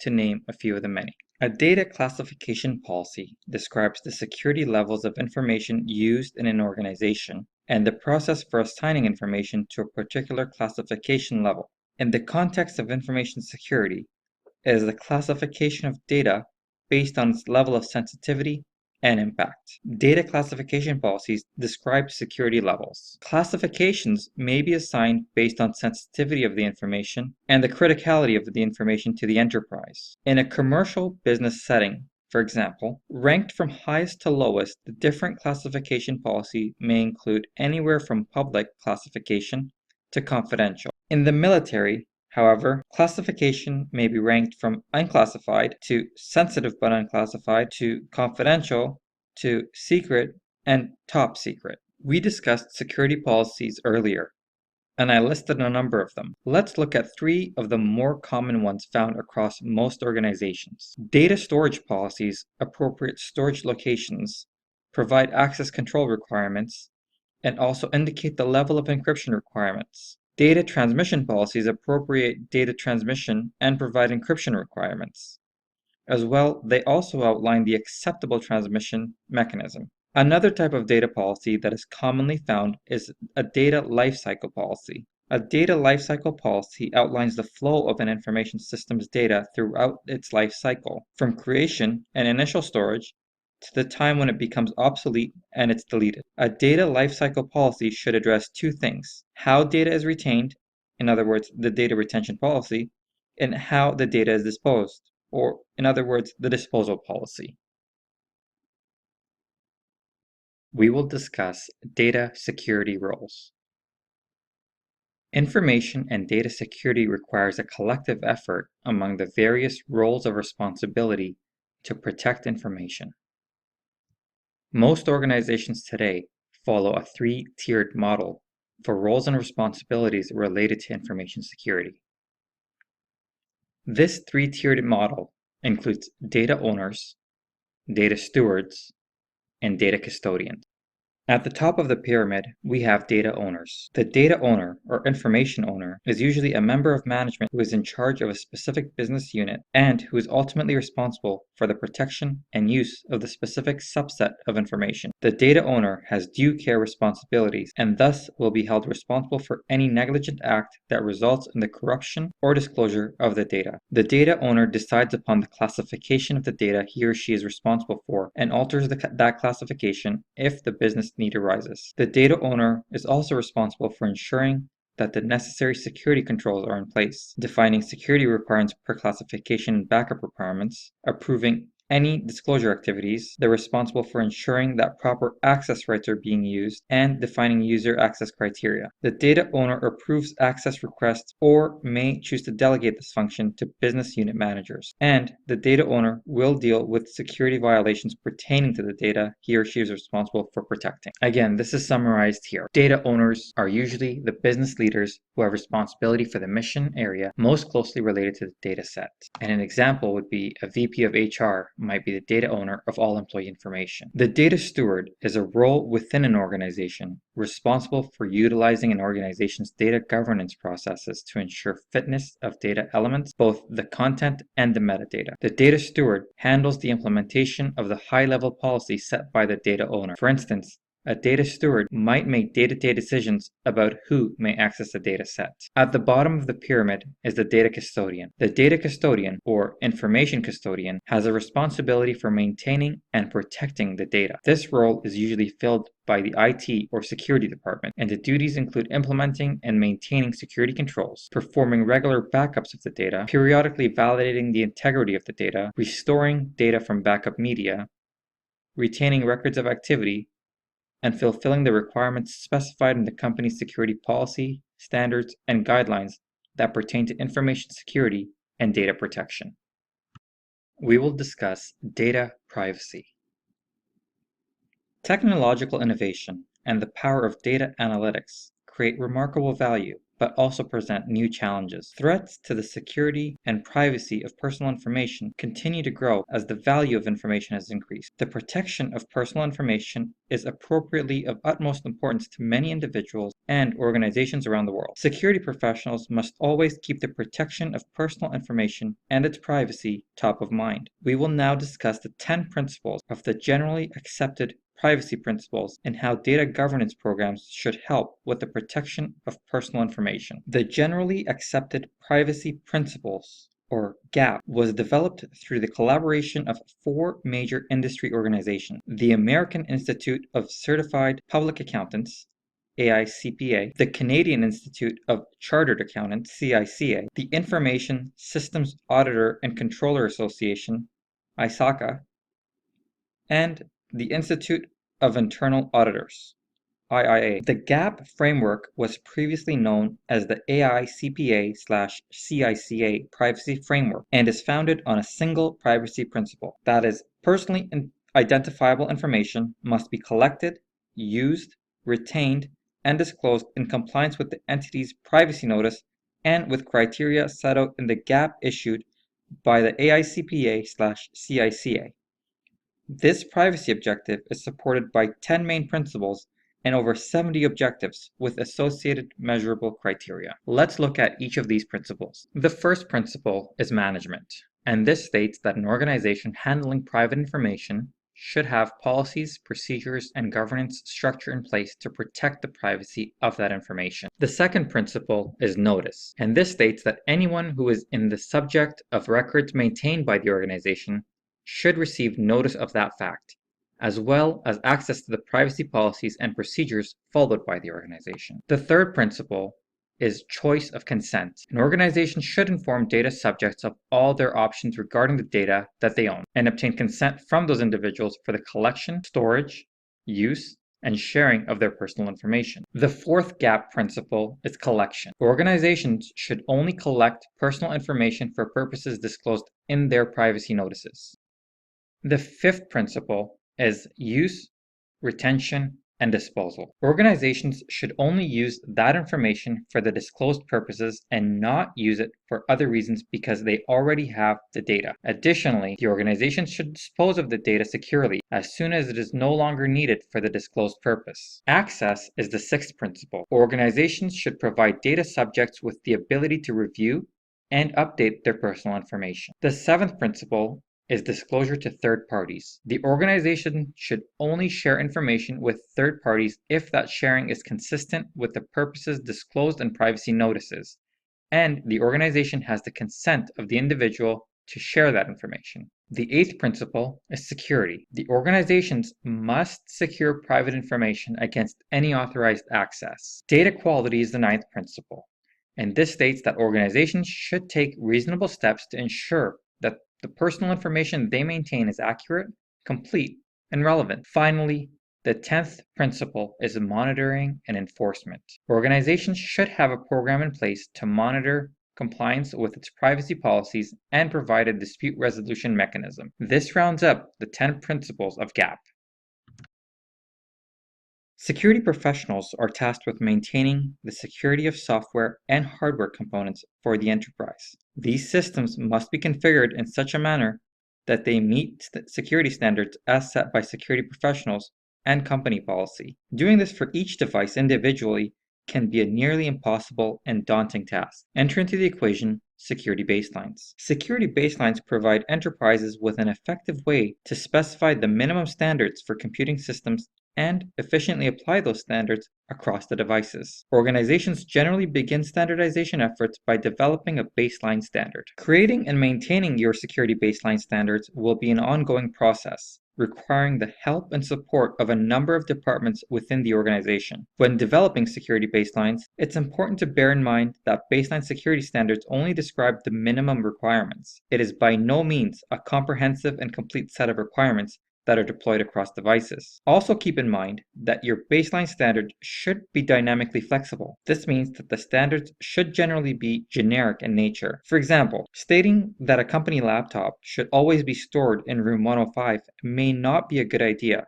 as it probably will not stand the test of time. What if in a few months room 105 is utilized as a boardroom to hold all meetings? Rather, we want to rephrase our requirement to something that sounds like this. Electronic devices should remain under positive control of the authorized user. Remember, baseline standards set forth the minimum requirements that apply to every device in the enterprise. Having requirements that are too strict will be either impossible to follow or will require constant updates to the standards to the extent that it would be unfeasible to uphold the standard requirements. So let's quickly recap. Why are baselines so generic? For one, Baselines are generic because they set forth the set of minimum requirements. These requirements must then be applied to every device in the enterprise. Finally, keep in mind that if a new device joins the network, the security professionals can simply turn to the security baseline to determine the generic controls that should be enforced. Anything that is too specific would be unsustainable given the vast number of devices on the enterprise network. When developing baseline standards, it is often helpful to think of the three-step approach. First, set the baseline requirements. Once the baselines are set, security professionals and the IT department should deploy the baselines across the enterprise. Finally, the system should be monitored for compliance with the baseline. To summarize, we want to set, deploy, and monitor. Leveraging industry standards. With security configuration standards, the reality of the fact is that they may contain hundreds or even thousands of individual settings. Experts generally recommend these settings to improve system security. Unfortunately, however, most organizations do not have the resources or expertise to develop their own standards. This is especially true for small startups and medium-sized organizations. So, are security standards a distant reality for these organizations? Thankfully, the answer is no. The good news is that vendors and third-party security organizations develop and create industry standards that may serve as effective starting points for enterprise security efforts. Here, we will look at the three sources of security standards that are readily available to organizations: vendors, government agencies, and independent organizations. One possible source of security standards would be the vendor itself. Vendors are an excellent source of security standards because they create the devices, applications, and operating systems. It only makes intuitive sense that they would be most familiar with any vulnerabilities it may have. The vendor would actually want their product to operate efficiently so it could drive further sales. It is in the best interest of the vendor to provide security standards so it could reflect positively on their product. Let's look at a vendor example. I have navigated to the Microsoft Security Guidance blog. On this site, we have security baselines that are offered. The first one that we look at here is a security baseline for Windows 10 v1803, which is the Redstone 4 draft. They also offer both the draft version and the final version of the security baseline for Office 2016 and Office 365 Pro Plus. As you can see, it is in the best interest of the vendor to provide these baselines. It ensures that their application, hardware, or software is running smoothly. The US government is another excellent source of security standards. The National Institute of Standards and Technology, NIST, is a measurement standard laboratory and a non-regulatory agency of the United States Department of Commerce. Its mission is to promote innovation and industrial competitiveness. NIST provides detailed guidance on information security and is developed by industry experts. Let's look at NIST. From the NIST website, I've gone ahead and downloaded NIST Special Publication 800-179. This is the guide to securing Apple OS X 10.10 Systems for IT Professionals. Let's take a look at page 6 on this publication. This is the page that's most relevant to what we want to discuss. As you can see, this document provides a comprehensive guide. It provides the OS X Security Guide development. It discusses OS X security components. It also takes into consideration installation, backup, and patching. And then it discusses an overview of OS X managed security configuration. Furthermore, it will discuss the security configuration in terms of system hardware and firmware. And as you can see, it provides quite a lot of detail. This publication is 132 pages in total, and it provides quite a lot of useful information. Another possible source of security guidance would be third-party organizations. Third-party organizations exist solely to provide security advice. The Center for Internet Security is a non-profit entity that harnesses the power of the global IT community to safeguard private and public organizations against cyber threats. The CIS website provides benchmarks, cybersecurity best practices, controls, and other variable tools. Let's look at the benchmarks for the CIS. I am now on the CIS website, specifically on the benchmarks page. And as you can see, there's an extensive list of benchmarks that they provide. For example, they have independent Linux, Microsoft Windows, Ubuntu, VMware, IBM DB2, and the list goes on. These benchmarks are a wonderful resource that are readily available. In this manner, we can see that vendors, government agencies, and independent organizations provide an excellent starting point for organizations to develop and create their security efforts. Customizing security standards. So now we have identified security standards and possible sources of security standards. We also stated previously that security standards can and should be customized to best meet your organizational needs. Security standards offered by professionals offer both pros and cons. One of the benefits of utilizing a security standard offered by professionals is that it provides organizations with an excellent starting point. This is especially useful for small to medium organizations that lack the means or the technical know-how to develop their own security standards. However, one major drawback of utilizing a security standard that is offered by professionals is that it still requires customization for each organization's security and business requirements. While security and customization are generally good and should be done, the drawback is that it requires a lot of legwork. Let's take a look at a real-world example and how this might come into play. Let's assume that an industry standard suggests using full disk encryption to protect stored data on an endpoint and suggests that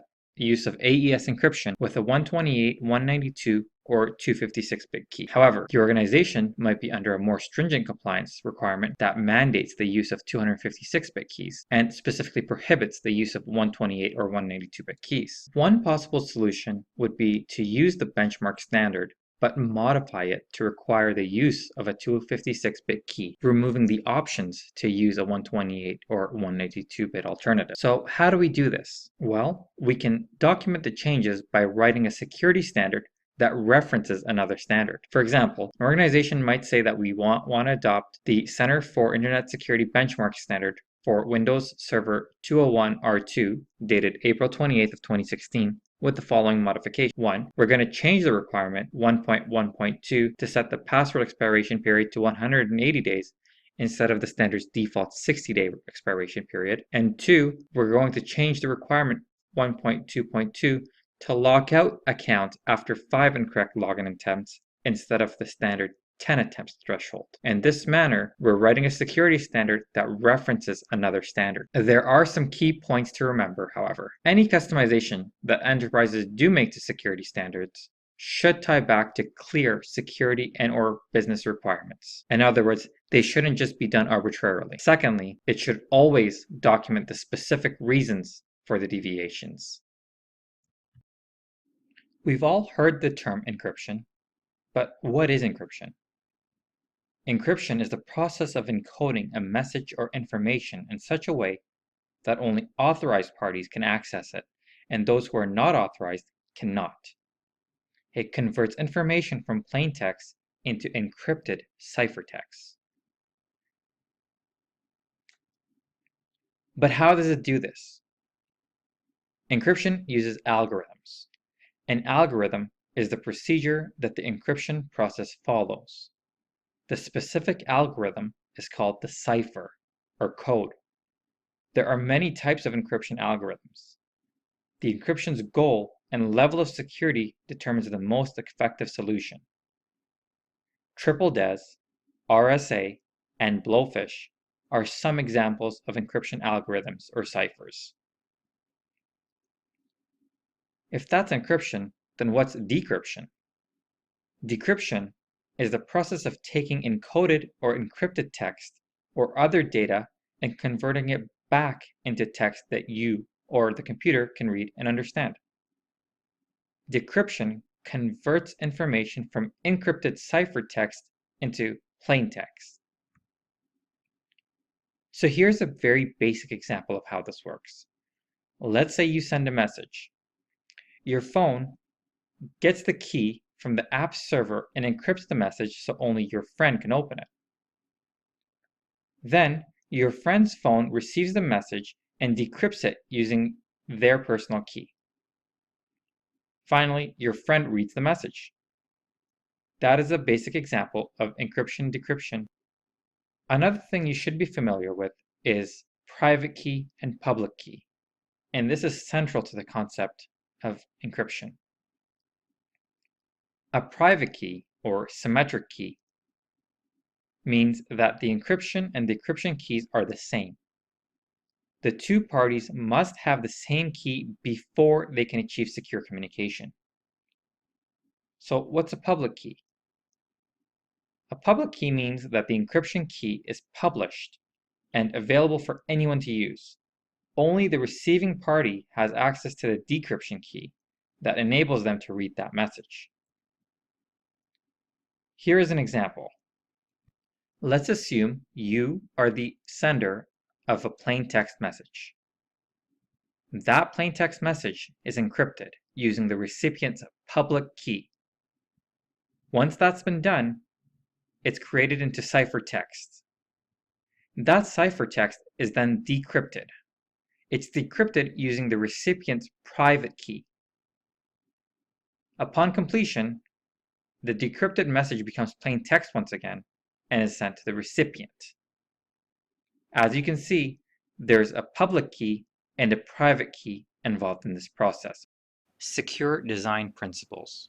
Security engineering is about building systems to remain dependable in the face of malice, error, or mischance. As a discipline, it focuses on the tools, processes, and methods needed to design, implement, and test complete systems and to adapt existing systems as their environment evolves. Security engineering requires cross-disciplinary expertise, ranging from cryptography and computer security through hardware tamper resistance and formal methods to a knowledge of economics, applied psychology, organizations, and the law. System engineering skills from business process analysis through software engineering to evaluation and testing are also important, but they are not sufficient, as they deal only with error and mischance rather than malice. Many security systems have critical assurance requirements. Their failure may endanger human life and the environment. They may do serious damage to major economic infrastructure. They may endanger personal privacy, and they may undermine the viability of whole business sectors. We will be exploring many different aspects of security engineering throughout this course, including many of the technologies used to build secure systems. But let's begin with a look at some general security engineering principles, including incorporating security into the design process, the subject-object model, failure modes, segmentation, and isolation.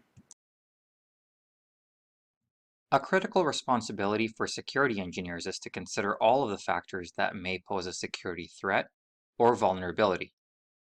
These types of considerations are most effective when factored into the design process from the very beginning. If a security design is a bolt-on, this will rarely be successful.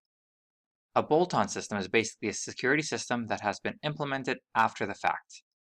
A bolt-on system is a clear indicator that the system was an afterthought to the initial design. In reality, security design is not the last measure of defense, but rather the first measure and one that should be implemented throughout. One of the more well-known security models is the subject-object model. In an access request, the subject is the person, device, or application that is requesting access to a resource. The object of an access control request is the resource that the subject wishes to access. There are many different types of objects.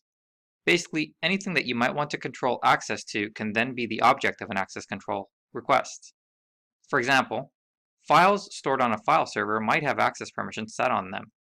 In that case, anytime a user, application, or device requests access to one of those files, the file is the object of the access request. Another example would be requesting access to the memory. In this example, the process would be the subject and the memory would be the object. Even when secure design principles are implemented, there is always the risk of a system failure. How the system should behave in the event of a failure is the topic of failure modes.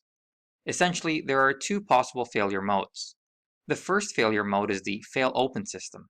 When a security control failure occurs in a fail-open system, the controls are automatically bypassed. While this presents an inherent risk, it does provide the added benefit of business continuity, so long as the business continuity planners have taken a calculated fault tolerance level into consideration, at which point the fail-open system would be acceptable. On the contrary, a fail-secure system locks itself down to a state where no access is granted if a security control fails. This will seize all operations, and from a business continuity perspective, this is unfavorable. However, it is a more cautious approach to security because that allows security engineers to investigate the incident. You will have noticed that in both the fail-open and fail-secure modes, there is an important decision that needs to be made with respect to security versus business continuity. And this touches on an important topic of security engineers having to wear multiple hats. On the one hand, they are security leaders, and on the other hand, they are business leaders. So let's take a closer look at some real-world examples of both a fail-open and fail-secure mode. In this example, we have our internal network connected to the internet, with the network traffic flowing through the firewall. If we were to set the system up in a fail-open mode, a failure in the firewall would result in continued operation. However, there would be no firewall protection. It should be noted, however, that this is an option. Most firewalls are preset to a default deny principle, meaning the flow of traffic through the firewall would be denied. Plus, operating without firewall protection is clearly not a secure approach. Now, let's consider a fail-secure state. An intrusion detection system is a device or software application that monitors a network or system for malicious activity or policy violations. Security engineers may elect to continue operations even if the intrusion detection system fails, so as to not disrupt business operations. An integral part of designing secure systems is to ensure that if one component of a system is compromised, that the risk to other systems or components are mitigated. This is where the concept of isolation and segmentation comes into play. Network segmentation is the practice of splitting a computer network into subnetworks, each being a network segment. Isolation and segmentation yield improved security. So how does it do this? Well, for one, it provides the improved security because broadcasts will be contained to the local network. Internal network structure will not be visible from the outside. Next, there is a reduced attack surface available to pivot in if one of the hosts on the network segment is compromised. Common attack vectors such as LLMNR and NetBIOS poisoning can be partially alleviated by proper network segmentation, as they only work on the local network. For this reason, it is recommended to segment the various areas of a network by usage. A basic example would be to split up web servers, database servers, and standard user machines each into their own segment. Finally, by creating network segments containing only the resources specific to the consumers that you authorize access to, you are creating an environment of least privilege. Process isolation is a set of different hardware and software technologies designed to protect each process from other processes on the operating system. It does so by preventing process A from writing to process B. Process isolation can be implemented with virtual address space, where process A's address space is different from process B's address space, preventing A from writing onto B. Security is easier to enforce by disallowing inter-process memory access than compared to less secure architectures such as DOS, in which any process can write to any memory in any other process. Memory segmentation is the division of a computer's primary memory into segments or sections. In a computer system using segmentation, a reference to a memory location includes a value that identifies a segment and an offset, or a memory location, within that segment. Security models of control are used to determine how security will be implemented, what subject can access the system, and what objects they will have access to. Security models of control are typically implemented by enforcing integrity, confidentiality, or other controls. Keep in mind that each of these models lays out broad guidelines and is not specific in nature. It is up to the developer to decide how these models will be used and integrated into the specific designs. In this lesson, we will discuss multi-level security, the Bell-LaPadula model, and the BIBA model. Both the Bell-LaPadula and BIBA models are designed to provide security within the context of multi-level systems.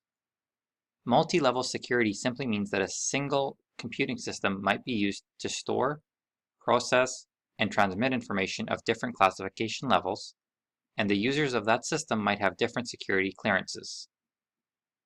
For example, an assistant might handle confidential, secret, and top secret information, even though some using the system don't have a top secret security clearance. The Bell-LaPadula model is a state machine model used for enforcing access control in government and military applications. It was developed by David Elliott Bell and Leonard LaPadula, subsequent to strong guidance from Roger Shell, to formalize the U.S. Department of Defense multi-level security policy. The model is a formal straight transition model of computer security policy that describes a set of access control rules which use security labels on objects and clearances for subjects. Security labels range from the most sensitive, for example, top secret, down to the least sensitive, for example, unclassified or public. The Bell-LaPadula model is an example of a model where there is no clear distinction between protection and security. The Bell-LaPadula model is defined by the following three properties. Simple security property. This property states that a subject at one level of confidentiality is not allowed to read information at a higher level of confidentiality. This is sometimes referred to as the no read up. The second property is the star security property. This property states that a subject at one level of confidentiality is not allowed to write information to a lower level of confidentiality. This is also known as no write down. The third property is the strong star property, and this property states that a subject cannot read or write to object of higher or lower sensitivity. Here we have a visual representation of the various properties under the Bell-LaPadula model. In column 1, we have the simple security property, which states that there is no read up. Therefore, a person with secret security clearance cannot read up to a top secret level. The second column, which is the star property, states that there is no write down.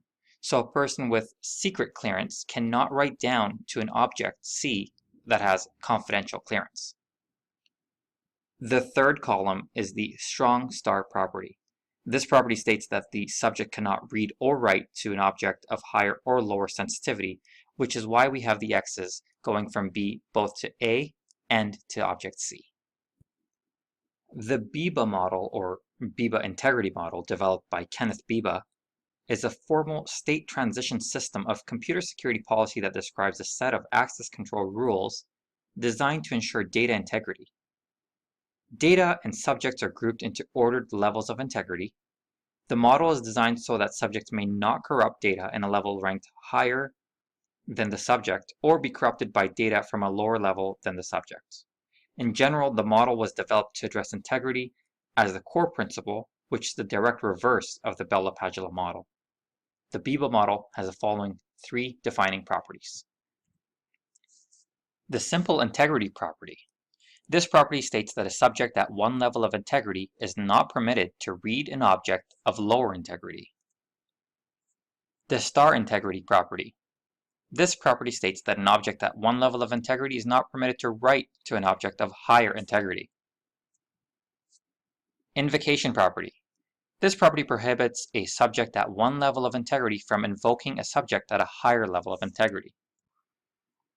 Here we have a visual representation of the BIBA model, and in column 1 we have the simple integrity property, which states that a subject at one level of integrity is not permitted to read an object of lower integrity. So a person in the middle, so for example object B, cannot read an object of level object C. In the second column, we have the star integrity property, which states that an object at one level of integrity is not permitted to write to an object of higher integrity. So object B is not able to write to object A.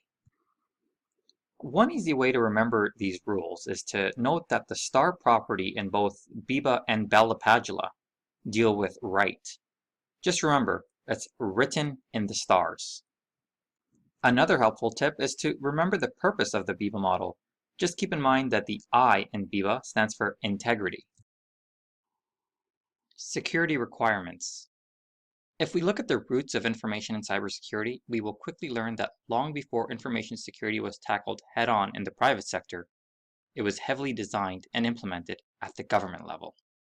The Trusted Computer System Evaluation Criteria, TCSEC book, is a standard from the United States Department of Defense that discusses rating security controls for computer systems. It is also often referred to as the Orange Book.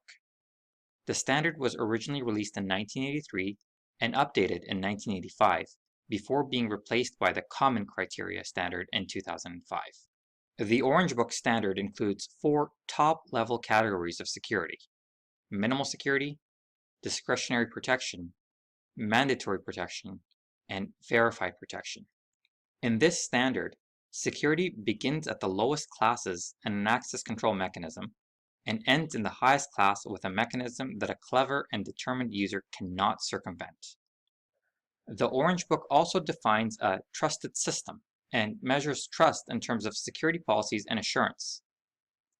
TCSEC measures accountability according to independent verification, authentication, and ordering. The TCSEC, or Orange Book, is part of a rainbow series of different manuals put out by US federal government agencies, so named for their colorful printed covers. So let's quickly summarize what we learned. The TCSEC is a Department of Defense Trusted Computer System Information Criteria.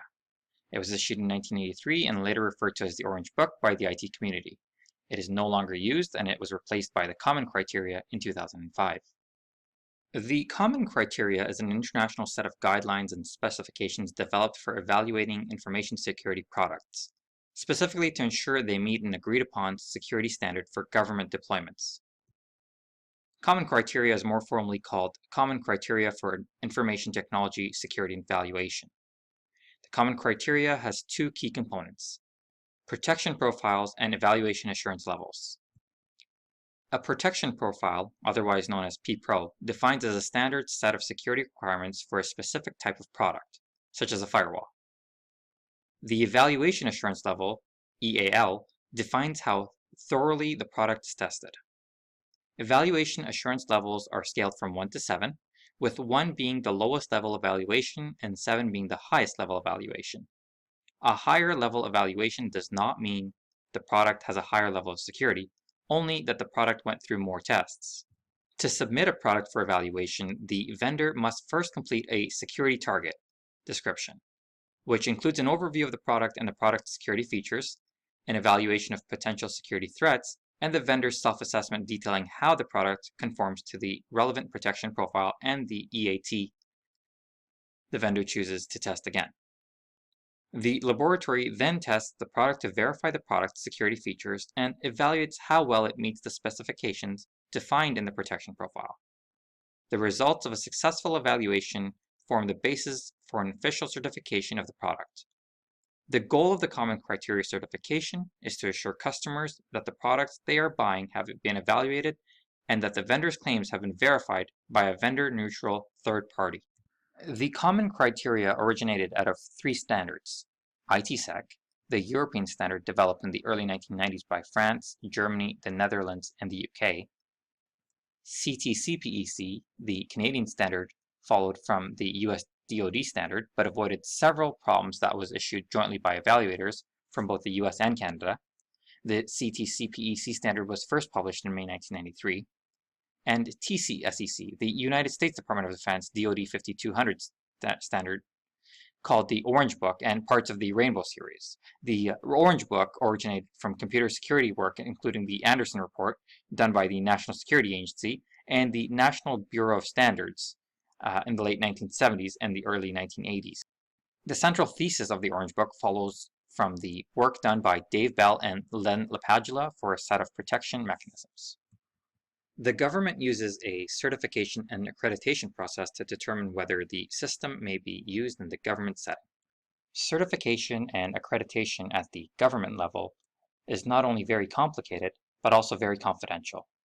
It also goes well beyond the scope of this course.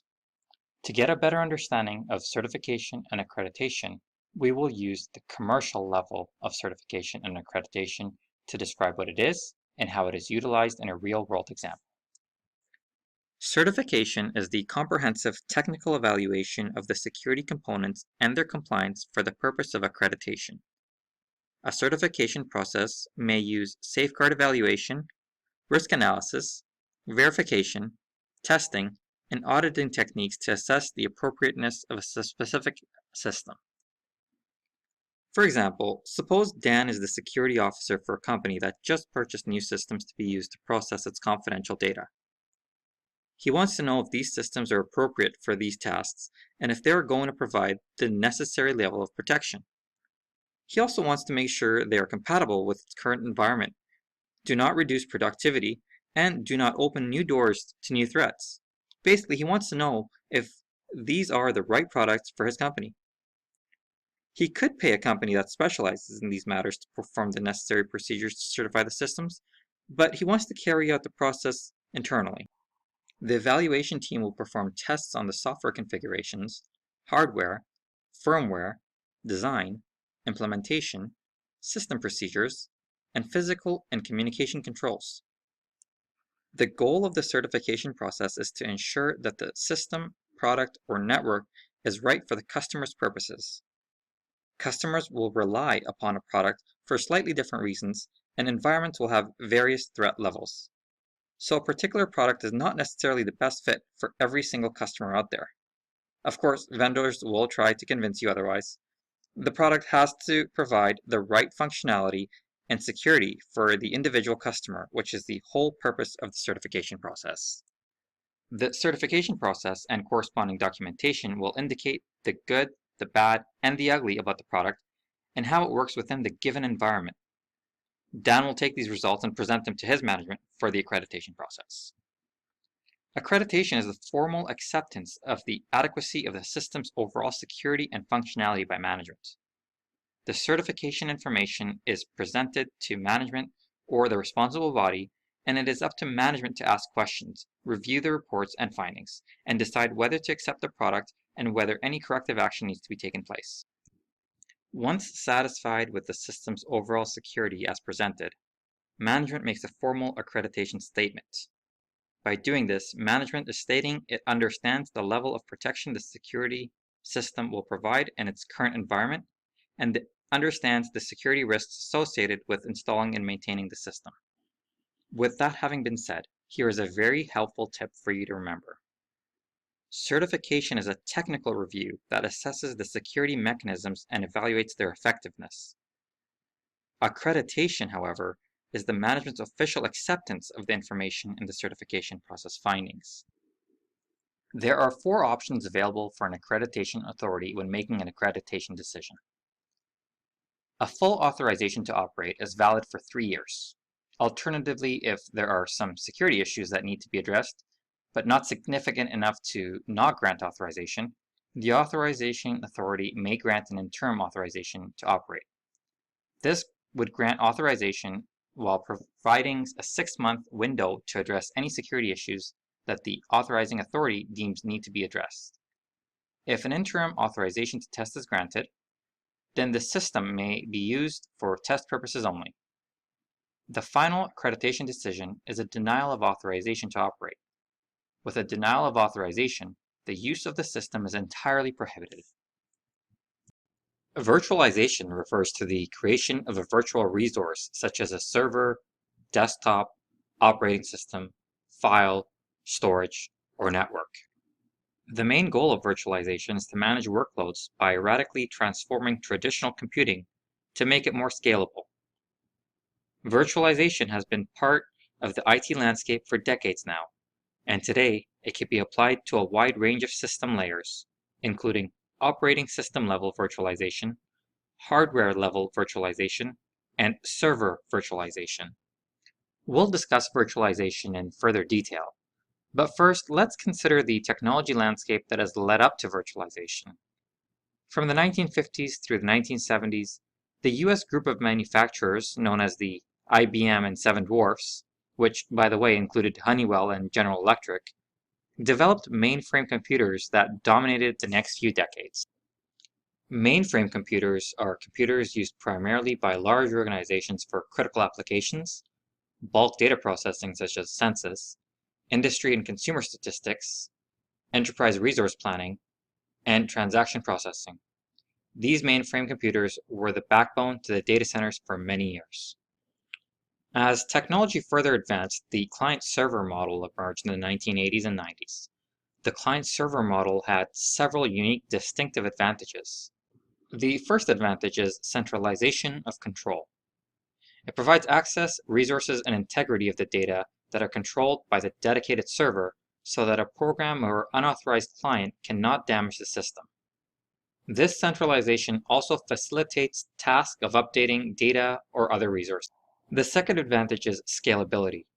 You can actually increase the capacity of clients and servers separately.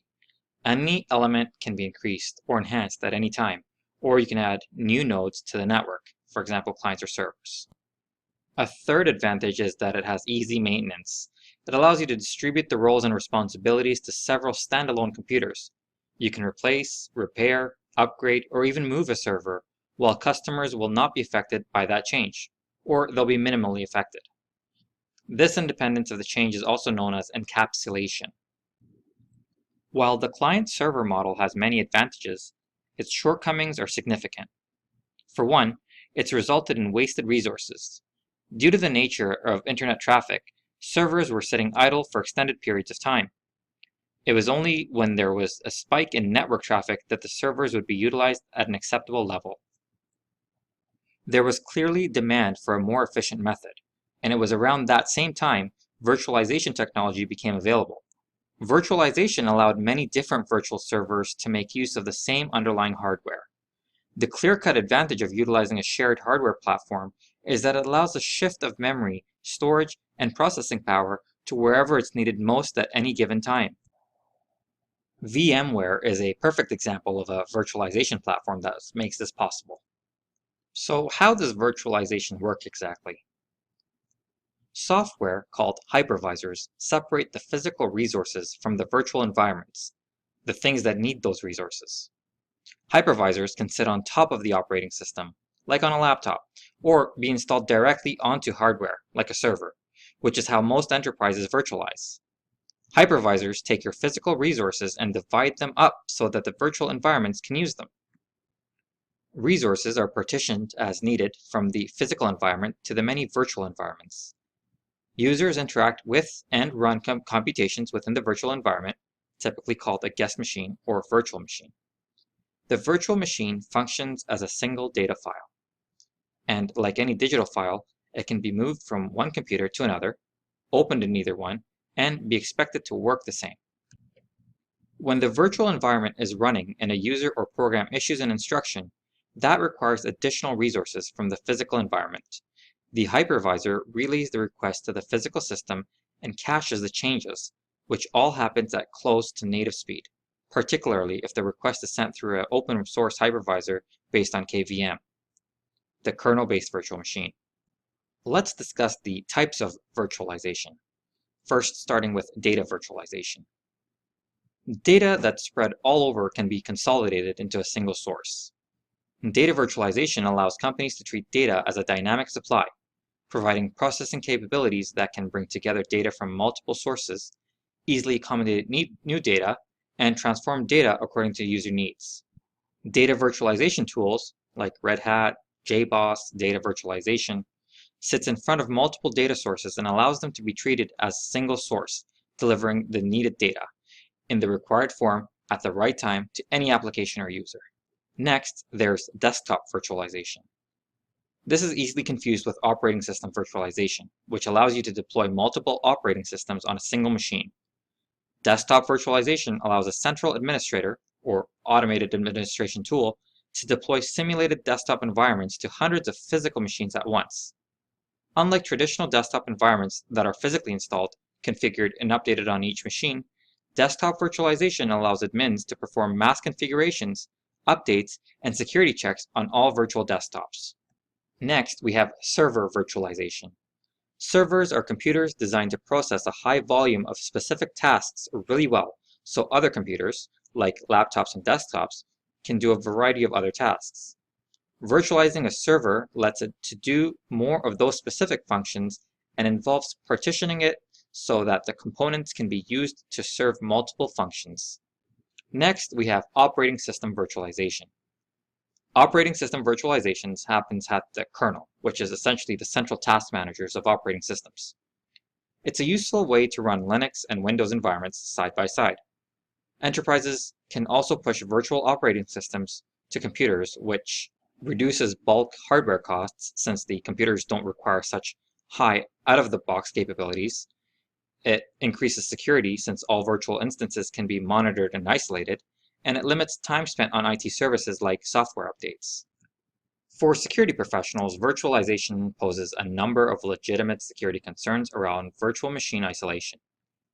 In a physical server environment, each server runs on its own dedicated processor and memory resources. If a malicious attacker compromises the machine, that event is limited to that particular machine. In a virtualized environment, however, a malicious attacker may break out of the virtualized guest operating system and therefore pose an immediate threat to other systems as well. This type of attack is known as a VM escape attack. Cloud computing is a general term for the delivery of hosted services over the internet. Cloud computing enables companies to consume a compute resource, such as a virtual machine, storage, or an application, as a utility, just like electricity, rather than having to build and maintain computing infrastructures in-house. It is therefore the practice of using a network of remote servers hosted on the internet to store, manage, and process data, rather than a local server or a personal computer. Cloud computing boasts several attractive benefits for businesses and end users. 5 of the main benefits of cloud computing are self-serve provisioning, whereby end users can spin up computer resources for almost any type of workload on demand. This eliminates the traditional need for IT administrators to provision and manage compute resources. Another benefit would be elasticity, whereby companies can scale up as computing needs increase and scale down again as demands decrease. This eliminates the need for massive investments in local infrastructure, which may or may not remain active. Another benefit would be pay-per-use. Compute resources are measured at a granular level, enabling users to pay only for the resources and workloads they use. Workload resilience. Cloud service providers often implement redundant resources to ensure resilient storage and to keep users' important workloads running, often across multiple global regions. The 5th benefit of cloud computing is migration flexibility. Organizations can move certain workloads to or from the cloud or to different cloud platforms as desired or automatically for better cost savings or to use new services as they emerge. Cloud computing offers various deployment models. Private cloud is a cloud infrastructure operated solely for a single organization, whether managed internally or by a third party, and hosted either internally or externally. Undertaking a private cloud project requires significant engagement to virtualize the business environment and requires the organization to reevaluate decisions about existing resources. It can improve business, but every step in the project raises security issues that must be addressed to prevent serious vulnerabilities. Self-run data centers are generally capital intensive. They have a significant physical footprint, requiring allocations of space, hardware, and environmental controls. These assets have to be refreshed periodically, resulting in additional capital expenditures. They have attracted criticism because users still have to buy, build, and manage them, and thus do not benefit from less hands-on management, essentially lacking the economic model that makes cloud computing such an intriguing concept. Public cloud. A cloud is called a public cloud when the services are rendered over a network that is open for public use. Public cloud services may be free. Technically, there may be little or no difference between public and private cloud architecture. However, security consideration may be substantially different for services, for example, applications, storage, and other resources that are made available by a service provider for a public audience and when communication is effected over a non-trusted network. Generally, public cloud service providers like Amazon Web Services, Oracle, Microsoft, and Google own and operate the infrastructure at their data center, and access is generally via the internet. AWS, Oracle, Microsoft, and Google also offer Direct Connect services called AWS Direct Connect, Oracle Fast Connect, Azure ExpressRoute, and Cloud Interconnect, respectively. Such connections require customers to purchase or lease a private connection to a peering point offered by the cloud provider. Hybrid cloud. Hybrid cloud is a composition of two or more clouds, private, community, or public, that remain distinct entities but are bound together, offering the benefits of multiple deployment models. Hybrid cloud can also mean the ability to connect, colocation, managed, and/or dedicate services with cloud resources. A hybrid cloud service crosses isolation and provider boundaries so that it can't be simply put in one category of private, public, or community cloud service. It essentially allows one to extend either the capacity or the capability of a cloud service by aggregation, integration, or customization with another cloud service. Varied use cases for hybrid cloud compositions exist as well. For example, an organization may store sensitive client data in-house on a private cloud application, but interconnect that application to a business intelligence application provided on a cloud as a software service. This example of hybrid cloud extends the capabilities of the enterprise to deliver a specific business service through the addition of externally available public cloud services. Hybrid cloud adoption depends on a number of factors such as data security, the compliance requirements, level of control needed over data, and the applications an organization uses.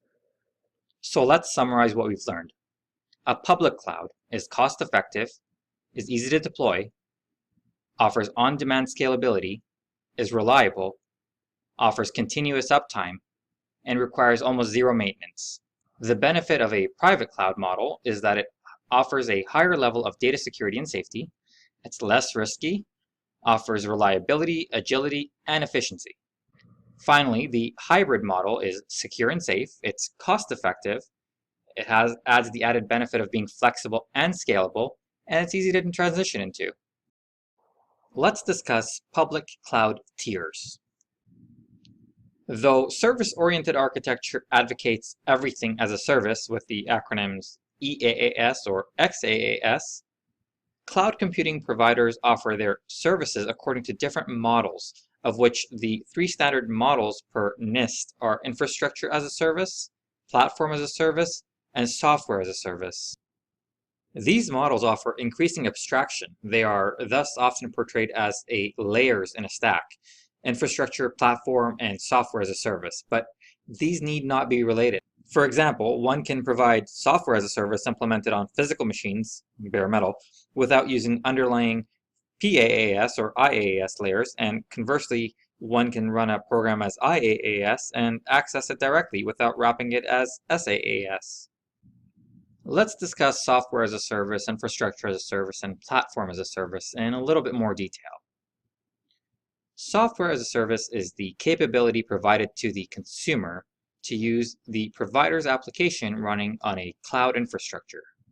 The applications are accessible from various client devices through either a thin client interface, such as a web browser, for example, web-based email, or a program interface. The consumer does not manage or control the underlying cloud infrastructure, including network servers, operating systems, storage, or even individual application capabilities, with the possible exception of limited user-specific application configuration settings. Infrastructure as a service, or IaaS, refers to online services that provide high-level APIs used to dereference various low-level details of underlying network infrastructure like physical computing resources, location, data partitioning, scaling, security backup, and more. A hypervisor such as Oracle VirtualBox or Oracle VM runs the virtual machines as guests. Pools of hypervisors within the cloud operational system can support large numbers of virtual machines and the ability to scale services up and down according to customers' varying requirements. Linux containers run in isolated partitions of a single Linux kernel running directly on the physical hardware. Linux cgroups and namespaces are the underlying Linux kernel technologies used to isolate, secure, and manage the containers. Containerization offers higher performance than virtualization because there is no hypervisor overhead. Also, container capacity autoscales dynamically with computing load, which eliminates the problem of over-provisioning and enables usage-based billing. Infrastructure as a service cloud often offers additional resources such as a virtual machine disk image library, raw block storage, file or object storage, firewalls, load balancers, IP addresses, virtual local area networks or VLANs, and software bundles. The NIST's definition of cloud computing describes infrastructure as a service as where the consumer is able to deploy and run arbitrary software, which can include operating systems and applications. The consumer does not manage or control the underlying cloud infrastructure, but has control over operating systems, storage, and deployed applications, and possibly limited control over select networking controls components, such as host firewalls. IaaS cloud providers supply these resources on demand from their large pools of equipment installed in data centers. For wide area connectivity, customers can use either the internet or carrier clouds, dedicated virtual private networks. To deploy their applications, cloud users install operating system images and their application software on the cloud infrastructure. In this model, the cloud user patches and maintains the operating systems and the application software. Cloud providers typically bill IaaS services on a utility computing basis. Cost reflects the amount of resources allocated and consumed. Platform as a Service, or PaaS, is the capability provided to the consumer to deploy onto the cloud infrastructure consumer-created or acquired applications created using programming languages, libraries, services, and tools supported by the provider. The consumer does not manage or control the underlying cloud infrastructure, including network, servers, operating systems, or storage, but has control over the deployed applications and possibly configuration settings for the application hosting environment. Let's look at a few examples of each. Software as a service examples would include Google Docs and Spreadsheets, NetSuite, and IBM Lotus Live. Platform as a service examples would include Force.com, Rollbase, LongJump, Google App Engine, and Windows Azure. Infrastructure as a service examples would include Joyent, Amazon Web Services, VMware, and Rockspace Hosting. In a cloud computing model, professionals must look at security from a different perspective. The shared responsibility approach requires that both vendors and customers take responsibility for different elements of security. In an infrastructure as a service approach, the vendor is responsible for managing the security of their hardware and data center. Customers configure the operating system, applications, and data, so securing those elements is primarily a customer responsibility. In a platform as a service approach, the customer still has data and application responsibility, but does not directly interact with the operating system, so that responsibility shifts to the vendor. And finally, in a software as a service approach, the vendor manages almost everything, and the only responsibility that the customer has is knowing what data is stored in the service and applying appropriate access controls. In this lesson, we will discuss memory protection. When discussing memory protection, we want to familiarize ourselves with two types, RAM and ROM. RAM stands for Random Access Memory, and ROM stands for Read-Only Memory. So what are the differences? Let's look at the two and compare them. RAM is the memory available for the operating system, programs, and processes to use when the computer is running. ROM is the memory that comes with your computer that is pre-written to hold the instructions for booting up the computer. RAM requires a flow of electricity to retain the data, for example, the computer being powered on. ROM will retain data without the flow of electricity, for example, when the computer is turned off. RAM is a type of volatile memory. Data in RAM is not permanently written. When you power off your computer, the data stored in RAM is deleted. ROM is a type of non-volatile memory. Data in ROM is permanently written and is not erased when you power off your computer. There are different types of RAM, including DRAM, Dynamic Random Access Memory, and SRAM, Static Random Access Memory. There are different types of ROM, including PROM, Programmable Read-Only Memory, that is manufactured as blank memory, for example CD-ROMs, and EPROM, Erasable Programmable Read-Only Memory. There are many differences between RAM and ROM memory, but there are also a couple of similarities, and these are very easy to remember. Both types of memory are used by a computer, and they are both required for your computer to operate properly and efficiently.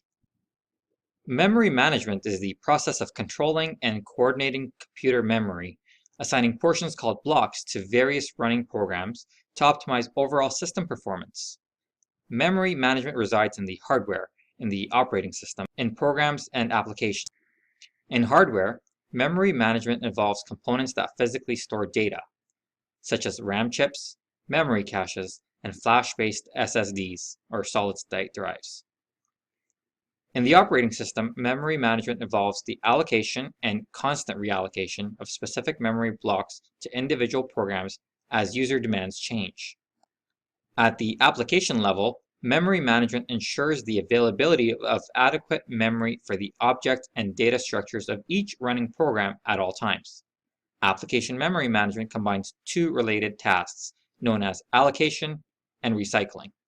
When a program requests a block of memory, a part of the memory manager called the allocator assigns the block to the program. When a program no longer needs that data in previously allocated memory blocks, those blocks become available for reassignment. This task can be done manually by the programmer or automatically by the memory manager. Memory protection is a way to control memory access rights on a computer and is a part of most modern instruction set architectures and operating systems. The main purpose of memory protection is to prevent a process from accessing memory that has not been allocated to it. This prevents a bug or malware within a process from affecting other processes or the operating system itself. An attempt to access unowned memory results in a hardware fault called a segmentation fault or storage violation exception, generally causing abnormal termination of the offending process. Memory protection for computer security includes additional techniques such as address space layout randomization and executable space protection. A segmentation fault, often shortened to segfault or access violation, is a fault or failure condition raised by hardware with memory protection, notifying an operating system the software has attempted to access a restricted area of memory, a memory access violation. On standard x86 computers, this is a form of general protection fault. The operating system kernel will, in response, usually perform some corrective action, generally passing the fault onto the offending process by sending the process a signal. Processes can in some cases install a custom signal handler, allowing them to recover on their own, but otherwise the operating system default signal handler is used, generally causing abnormal termination of the process, a program crash in other words, and sometimes a core dump. Segmentation faults are a common class of error in programs written in languages like C that provide low-level memory access. They arise primarily due to errors in use of pointers for virtual memory addressing, particularly illegal access. Another type of memory access error is a bus error, which also has various causes, but is today much rarer. These occur primarily due to incorrect physical memory addressing or due to misaligned memory access. These are memory references that the hardware cannot address rather than references that a process is not allowed to address. Newer programming languages may employ mechanisms designed to avoid segmentation faults and improve memory safety. For example, the Rust programming language, which appeared in 2010, employs an ownership-based model to ensure memory safety. A memory leak is a process in which a program or application persistently retains a computer's primary memory. It occurs when the resident memory program does not return or release allocated memory space, even after execution, resulting in slower or unresponsive system behavior. A memory leak is also known as a space leak. A memory leak is considered a failure or bug within the application or program that holds it.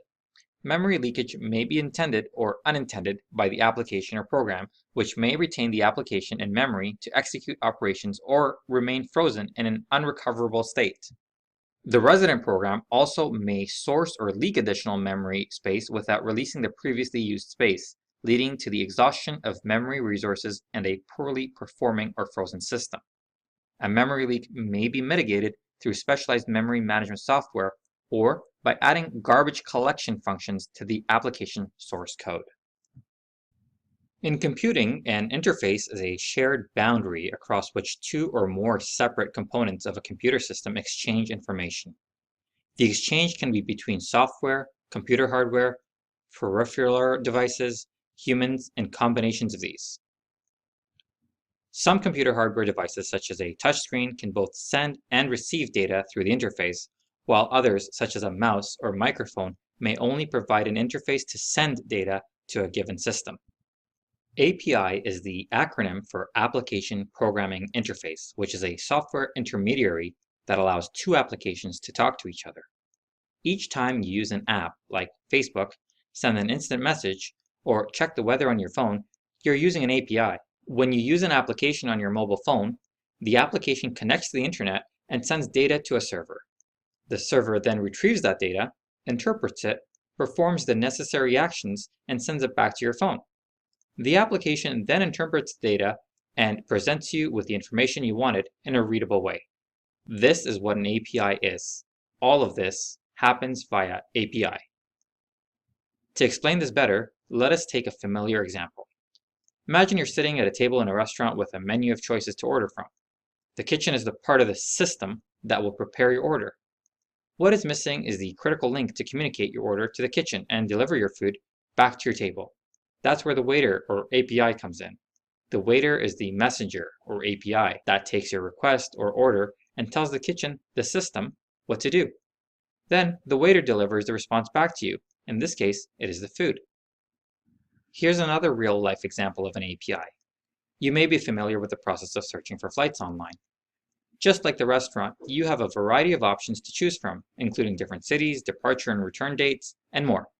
Let us imagine that you're booking your flight on an airline website. You choose a departure city and date, and return city and date, cabin class, as well as other variables. In order to book your flight, you interact with the airline's website to access their database and see if any seats are available on those dates and what the costs might be. However, what if you are not using the airline's website, a channel that has direct access to the information? What if you're using an online travel service, such as Kayak or Expedia, which aggregates information from a number of airline databases? The travel service, in this case, interacts with the airline's API. The API is the interface that, like your helpful waiter, can be asked by the online travel service to get information from the airline's database to book seats, baggage options, etc. The API then takes the airline's response to your request and delivers it right back to the online service, which then shows you the most updated relevant information. What an API also provides is a layer of security. Your phone's data is never fully exposed to the server, and likewise, the server is never fully exposed to your phone.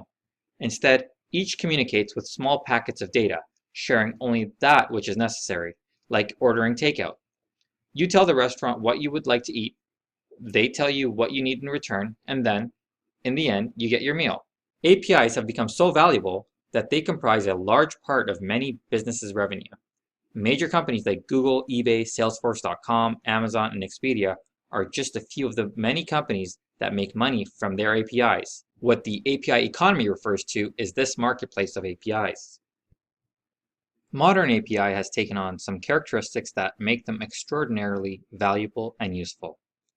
For one, modern APIs adhere to standards, typically HTTP and REST, that are developer-friendly, they're easily accessible, and understood broadly.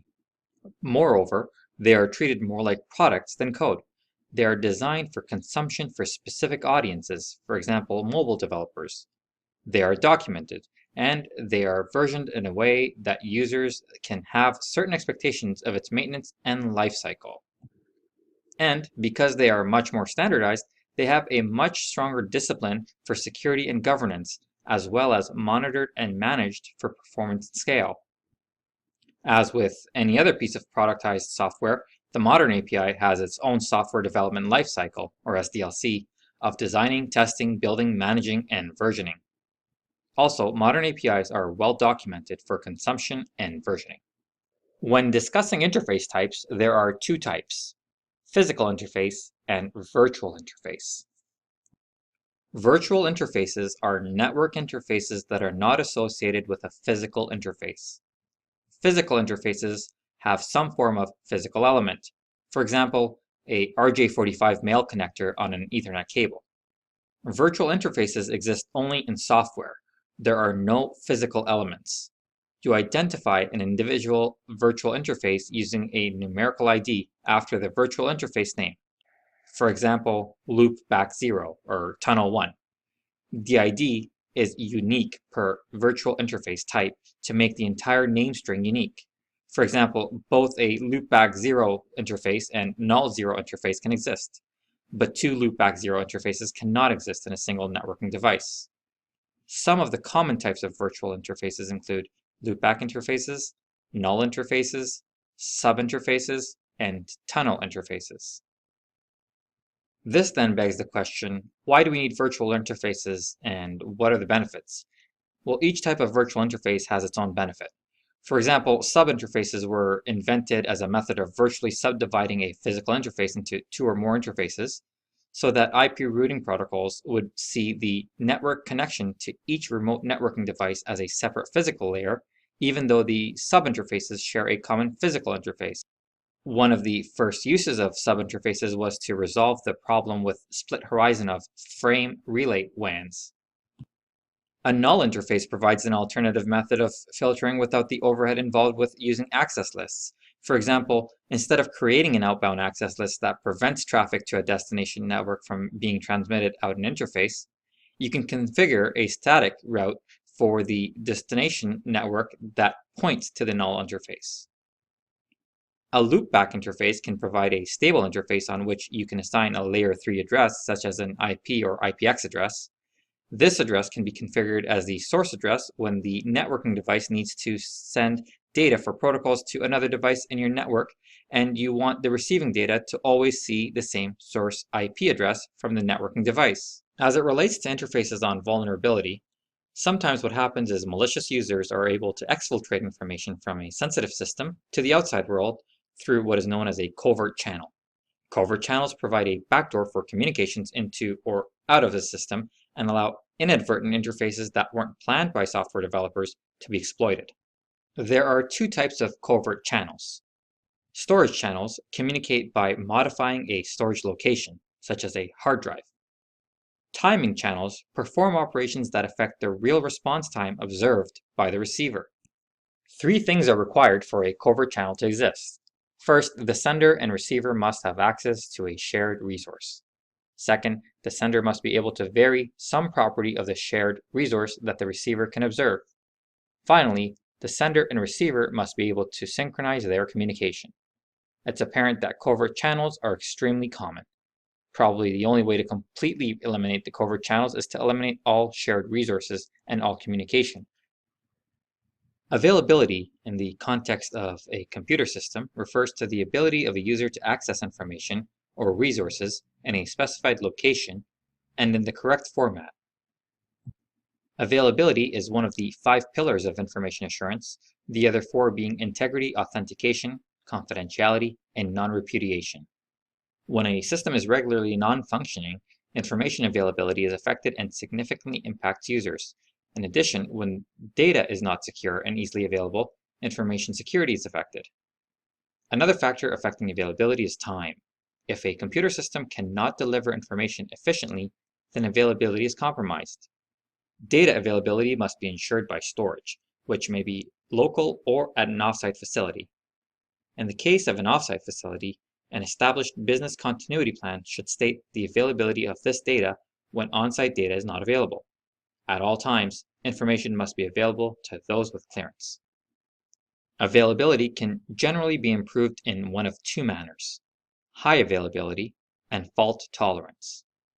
High availability refers to a system or component that is continuously operational for a desirably long length of time. Availability can be measured relative to 100% operational or never failing. A widely held but difficult to achieve standard of availability for a system or product is known as 5 nines, which is 99.999% availability. One example of increasing availability would be power supplies. Power supplies contain moving parts and have high failure rates. By offering a secondary power source, availability may be increased. RAID is short for Redundant Array of Independent Disks. Originally, the term RAID was defined as Redundant Array of Inexpensive Disks, but now it is usually referred to as Redundant Array of Independent Disks. RAID storage uses multiple disks in order to provide fault tolerance to improve overall performance and to increase the storage capacity in a system. This is in contrast with older storage devices that used only a single disk drive. RAID allows you to store the same data redundantly in a balanced way to improve overall performance. RAID disk drives are frequently on servers but aren't generally necessary for personal computers. So how does RAID work? With RAID technology, data can be mirrored on one or more disks in the same array so that if one disk fails, the data is preserved. Thanks to a technique known as striping, a technique for spreading data over multiple disk drives. RAID also offers the option of reading or writing to more than one disk at the same time in order to improve performance. In this arrangement, sequential data is broken into segments which are sent to the various disks in the array, speeding up throughput. A typical RAID array uses multiple disks that appear to be on a single device, so it can provide more storage capacity than a single disk. RAID devices use many different architectures, called levels, depending on the desired balance between performance and fault tolerance. RAID levels describe how data is distributed across the drives.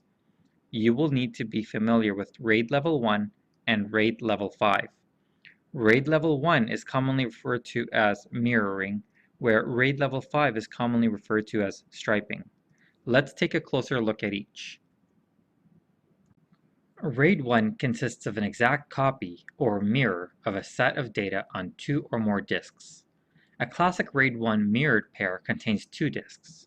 This configuration offers no parity, striping, or spanning of the disk space across multiple disks, since the data is mirrored on all disks belonging to the array, and the array can only be as big as the smallest member disk. This layout is useful when read performance or reliability is more important than write performance or the resulting data storage capacity. RAID 5 is a RAID configuration that uses disk striping with parity. Because data and parity are stripes across all the disks, no single disk has a bottleneck. Striping also allows users to reconstruct data in case of disk failure. Reads and writes are more evenly balanced in this configuration, making RAID 5 the most commonly used RAID method. The other method of improving availability is through fault tolerance. Fault-tolerant technology is a capability of a computer system, electronic system, or network to deliver uninterrupted service despite one or more of its components failing. Fault tolerance also resolves potential service interruptions related to software or logic errors. The purpose is to prevent catastrophic failure that could result from a single point of failure. Let's look at a few examples of how we can integrate fault tolerance into a new or existing system. Fault tolerance can include responding to a power failure, which is the lowest level of fault tolerance, immediately using a backup system in the event of a system failure, allowing mirrored disks to immediately take over for a failed disk, and multiple processors working together and comparing data and output for errors, then immediately correcting the detected errors. Every vibrant technology marketplace needs an unbiased source of information on best practices as well as an active body advocating open standards.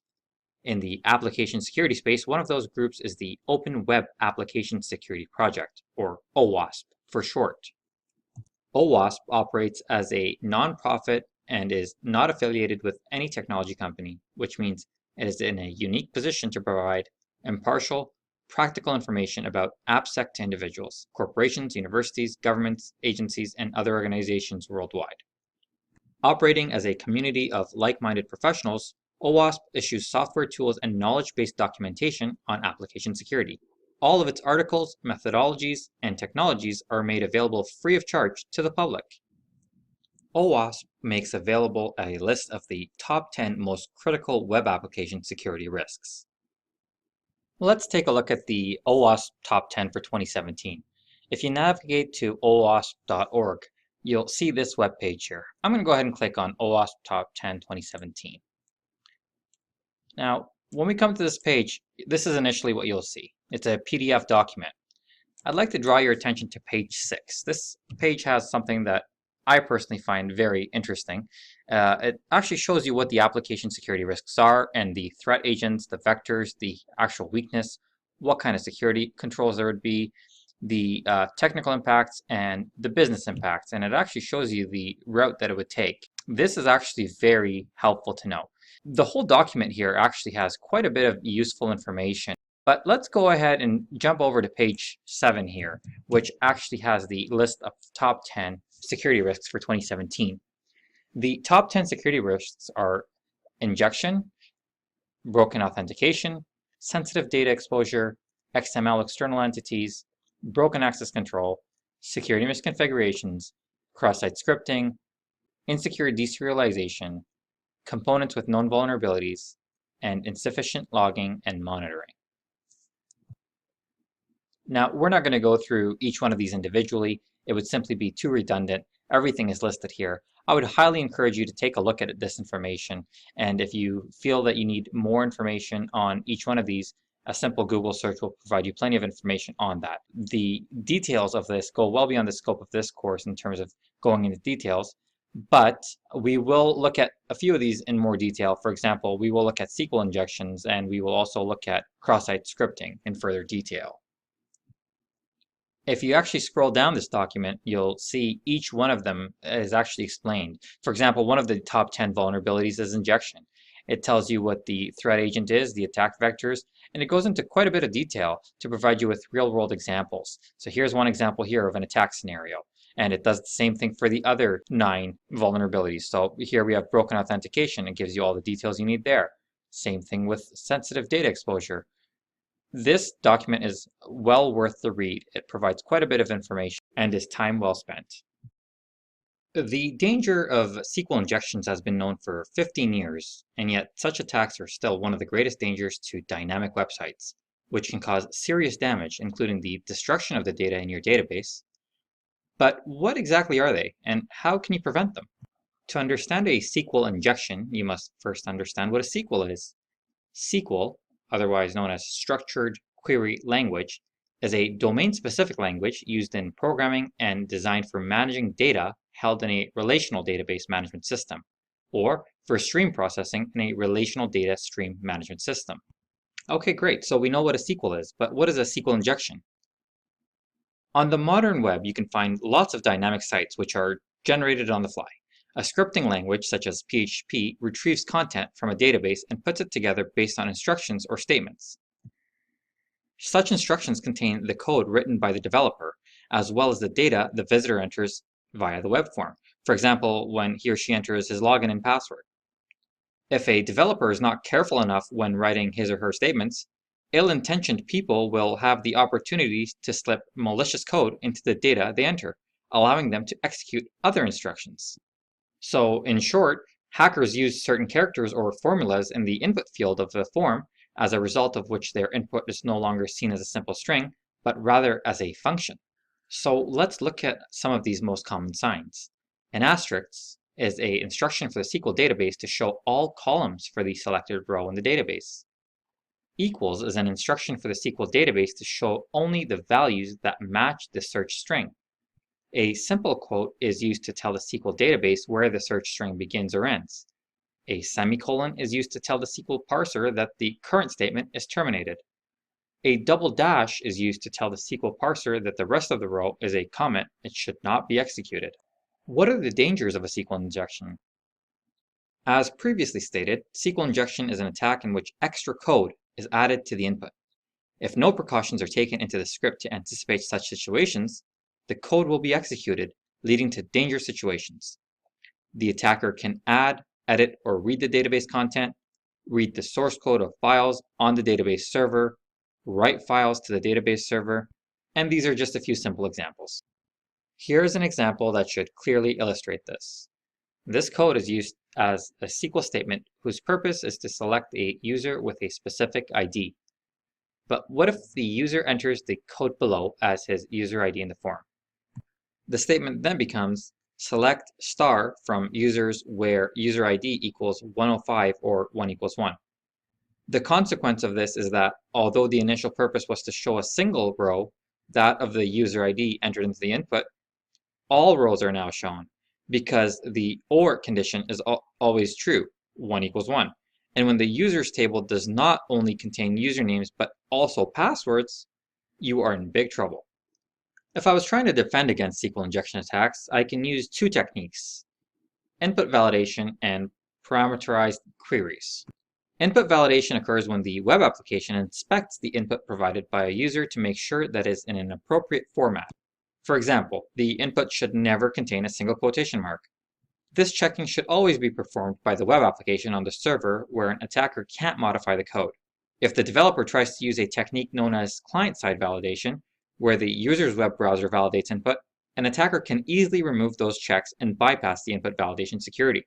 The second SQL injection prevention technique is the use of parameterized SQL commands. Using this technique, SQL statements are stored on a server, sometimes in a precompiled format, where the input provided by applications is plugged in after the SQL is already processed. This type of query also prevents SQL injection attacks. In this lesson, we will be discussing cross-site scripting and its prevention. Cross-site scripting refers to client-side code injection attack, wherein an attacker can execute malicious script, also commonly referred to as a malicious payload, into a legitimate website or web application. Cross-site scripting is amongst the most rampant of web application vulnerabilities and occurs when a web application makes use of an unvalidated or unencoded user input within the output it generates. By leveraging cross-site scripting, an attacker does not target a victim directly. Instead, an attacker would exploit a vulnerability within a website or web application that the victim would visit, essentially using the vulnerable website as a vehicle to deliver a malicious script to the victim's browser. A cross-site script vulnerability arises when web applications take data from users and dynamically include it in web pages without first properly validating the data. Cross-site script vulnerabilities allow an attacker to execute arbitrary commands and display arbitrary content in a victim user's browser. A successful XSS attack leads to an attacker controlling the victim's browser or account on the vulnerable web application. Although XSS is enabled by vulnerable pages in an application, the victims of an XSS attack are the application's users, not the application itself. The potency of a XSS vulnerability lies in the fact that the malicious code executes in the context of the victim's session, allowing the attacker to bypass normal security restrictions. Reflected cross-site scripting occurs when an attacker injects browser executable code within a single HTTP response. The injected attack is not stored within the application itself. It is non-persistent and only impacts the users who open a maliciously crafted link or third-party web page. There are many ways in which an attacker can entice a victim into initiating a reflective XSS request. For example, the attacker could send the victim a misleading email with a link containing malicious JavaScript. If the victim clicks on the link, the HTTP request is initiated from the victim's browser and sent to the vulnerable web application. The malicious JavaScript is then reflected back to the victim's browser, where it is executed in the context of a victim user's session. Persistent cross-site scripting. The persistent cross-site scripting vulnerability is a more devastating variant of a cross-site scripting flaw. It occurs when the data provided by the attacker is saved by the server and then permanently displayed on normal pages, returned to other users in the course of regular browsing, without proper HTML escaping. Consider a web application that allows users to enter a username that is displayed on each user's profile page. The application stores each username in a local database. A malicious user notices that the web application fails to sanitize the username field and inputs malicious JavaScript code as part of their username. When other users view the attacker's profile page, the malicious code automatically executes into the context of their session. When attackers succeed in exploiting XSS vulnerabilities, they can gain access to account credentials. They can also spread web worms or access the user's computer and view the user's browser history, or control the browser remotely. After gaining control of the victim system, attackers can also analyze and use other internet applications. By exploiting XSS vulnerabilities, an attacker can perform malicious actions such as hijack an account, spread web worms, access browser history and clipboard contents, control the browser remotely, and scan and exploit internet appliances and applications. So how do we prevent cross-site scripting? Well, the best way to do it is use input validation. In other words, do not allow script tags in the user-supplied input. Let's turn our attention to cross-site request forgery and how to defend against it. Cross-site request forgery, also known as one-click attack or session writing, and abbreviated as CSRF, or XSRF, is a type of malicious exploit of a website where unauthorized commands are transmitted from a user that the web application trusts. Cross-site request forgery has several key concepts. First, malicious requests are sent from a site that a user visits to another site that the attacker believes the victim is validated against. Next, the malicious requests are routed to the target site via the victim's browser, which is authenticated against the target site. Third, the vulnerability lies in the affected web application, not the victim's browser or the site hosting the CSRF. In a cross-site request forgery attack, the attacker is exploiting how the target web application manages the authentication. For CSRF to be exploited, the victim must be authenticated against the target site. For instance, let's say mybank.com has online banking that is vulnerable to CSRF. If I visit a page containing a CSRF attack on mybank.com, but am not currently logged in, nothing happens. If I am logged in, however, the requests in the attack will be executed as if they were actions that I had intended to take. Let's take a closer look at this type of attack. First, let's assume that I am logged into my account at mybank.com, which allows for standard online banking features, including transferring funds to another account. Now let's say I happen to visit attacker.com. It just so happens that this site is trying to attack people who bank with mybank.com and has set a CSRF attack on this site. The attack will transfer $1,000 to an account. Somewhere on attacker.com, attackers have added this line of code. Upon loading that iframe, my browser will send that request to mybank.com, which my browser has already logged in as me.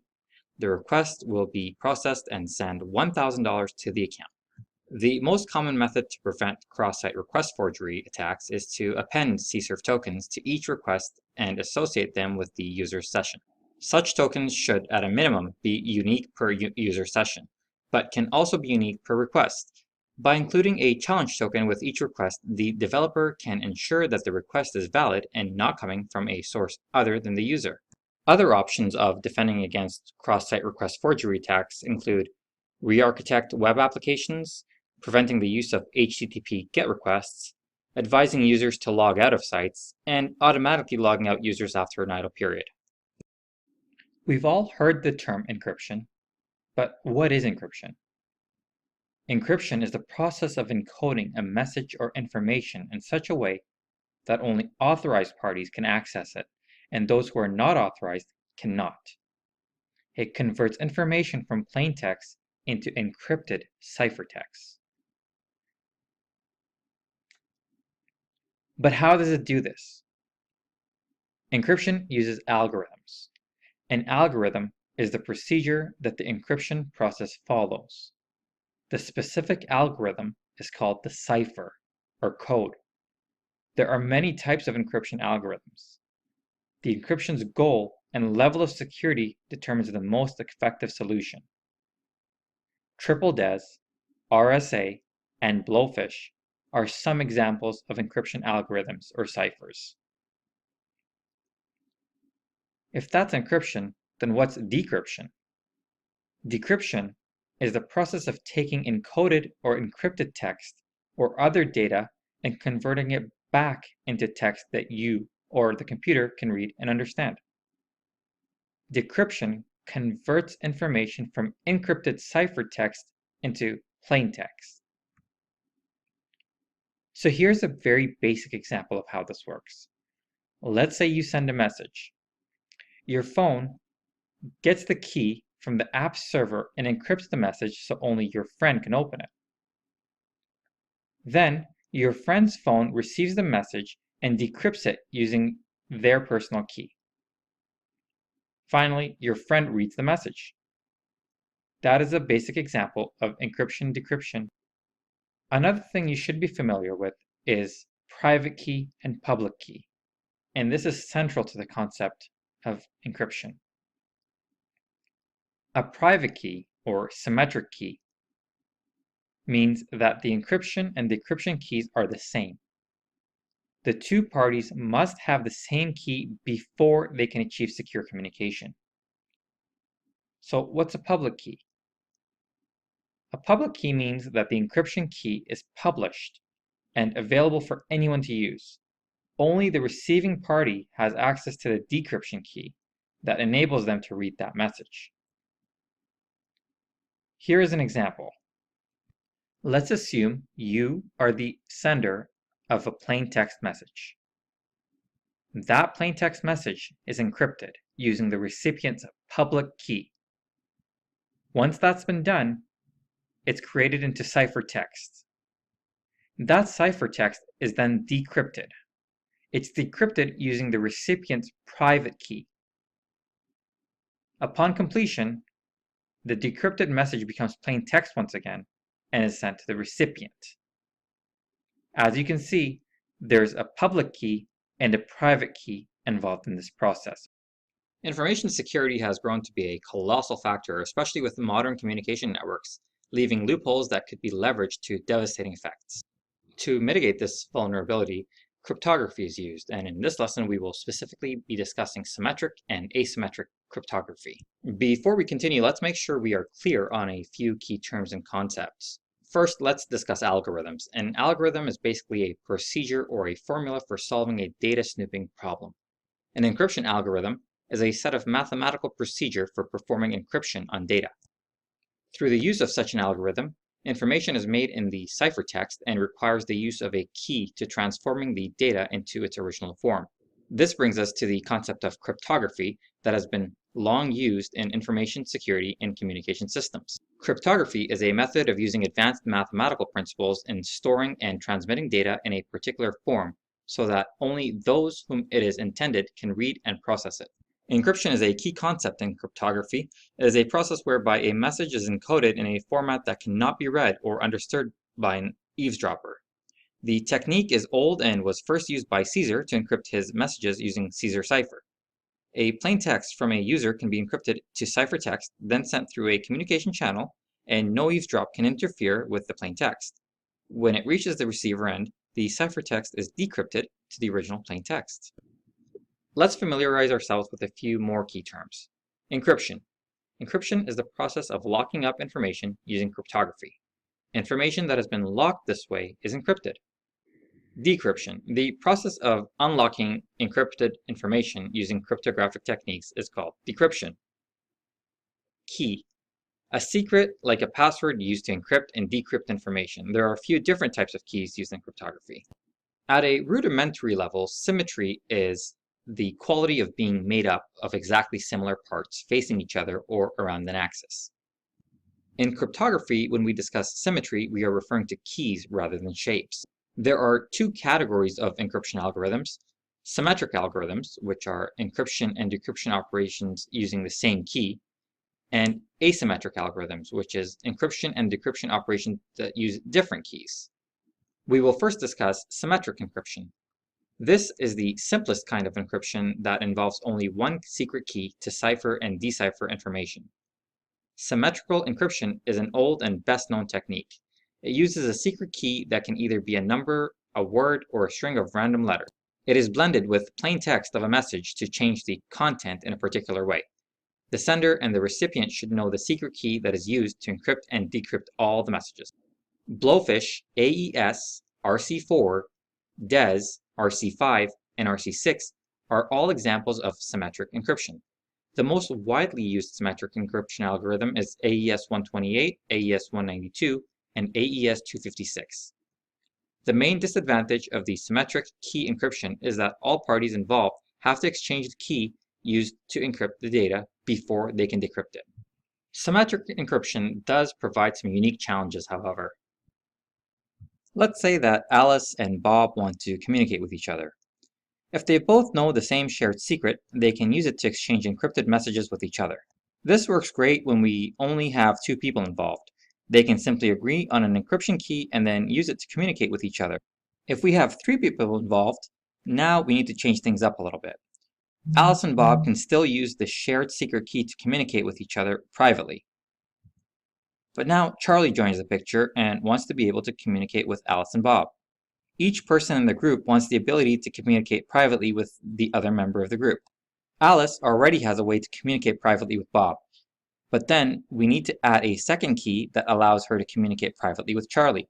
And we still have a missing link here. Bob and Charlie don't have a way to communicate privately. We have to add a third key that allows those two to communicate with each other. So for these three people to communicate privately using symmetric cryptography, we need 3 keys. As groups get larger, we need more and more keys to facilitate this communication. Therefore, the challenge of symmetric cryptography is that the larger the group gets, the more symmetric keys you'll need. And that can be expressed in terms of this formula here. N, open bracket, n minus 1, close bracket, divide by 2. This challenge is thereby alleviated with asymmetric encryption. With asymmetric encryption, there are essentially 2 keys. A private key, which is held in secret by the user and not disclosed by anyone else, and a public key. A public key is freely distributed to everyone with whom the user would like to communicate.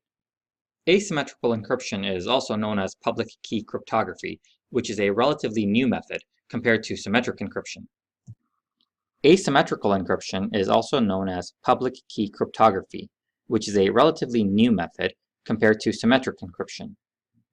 Asymmetric encryption uses 2 keys to encrypt a plain text. Secret keys are exchanged over the internet or a large network. It ensures that malicious persons do not misuse the keys. It is important to note that anyone with a secret key can decrypt the message, and this is why asymmetrical encryption uses 2 related keys to boosting security. A public key is made freely available to anyone who might want to send you a message. The second private key is kept a secret so that you can only know. A message that is encrypted using a public key can only be decrypted using a private key, while also a message encrypted using a private key can be decrypted using a public key. Security of a public key is not required because it is publicly available and can be passed over the internet. Asymmetric key has far better power in ensuring security of information transmitted during communication. Asymmetric encryption is mostly used in day-to-day communication channels, especially over the internet. Popular asymmetric key encryption algorithm includes RSA, DSA, and elliptic curve techniques. In the information and cybersecurity world, professionals use cryptography for various reasons. Specifically, there are 4 goals of cryptography we are after. These 4 goals are confidentiality, integrity, authentication, and non-repudiation. Confidentiality is roughly equivalent to privacy. Measures undertaken to ensure confidentiality are designed to prevent sensitive information from reaching the wrong people, while making sure that the right people can in fact get it. Access must be restricted to those authorized to view the data in question. It is common, as well, for data to be categorized according to the amount and type of damage that could be done should it fall into unintended hands. More or less stringent measures can be then implemented according to those categories. Integrity involves maintaining the consistency, accuracy, and trustworthiness of data over its entire life cycle. Data must not be changed in transit, and steps must be taken to ensure that data cannot be altered by unauthorized people, for example, in a breach of confidentiality.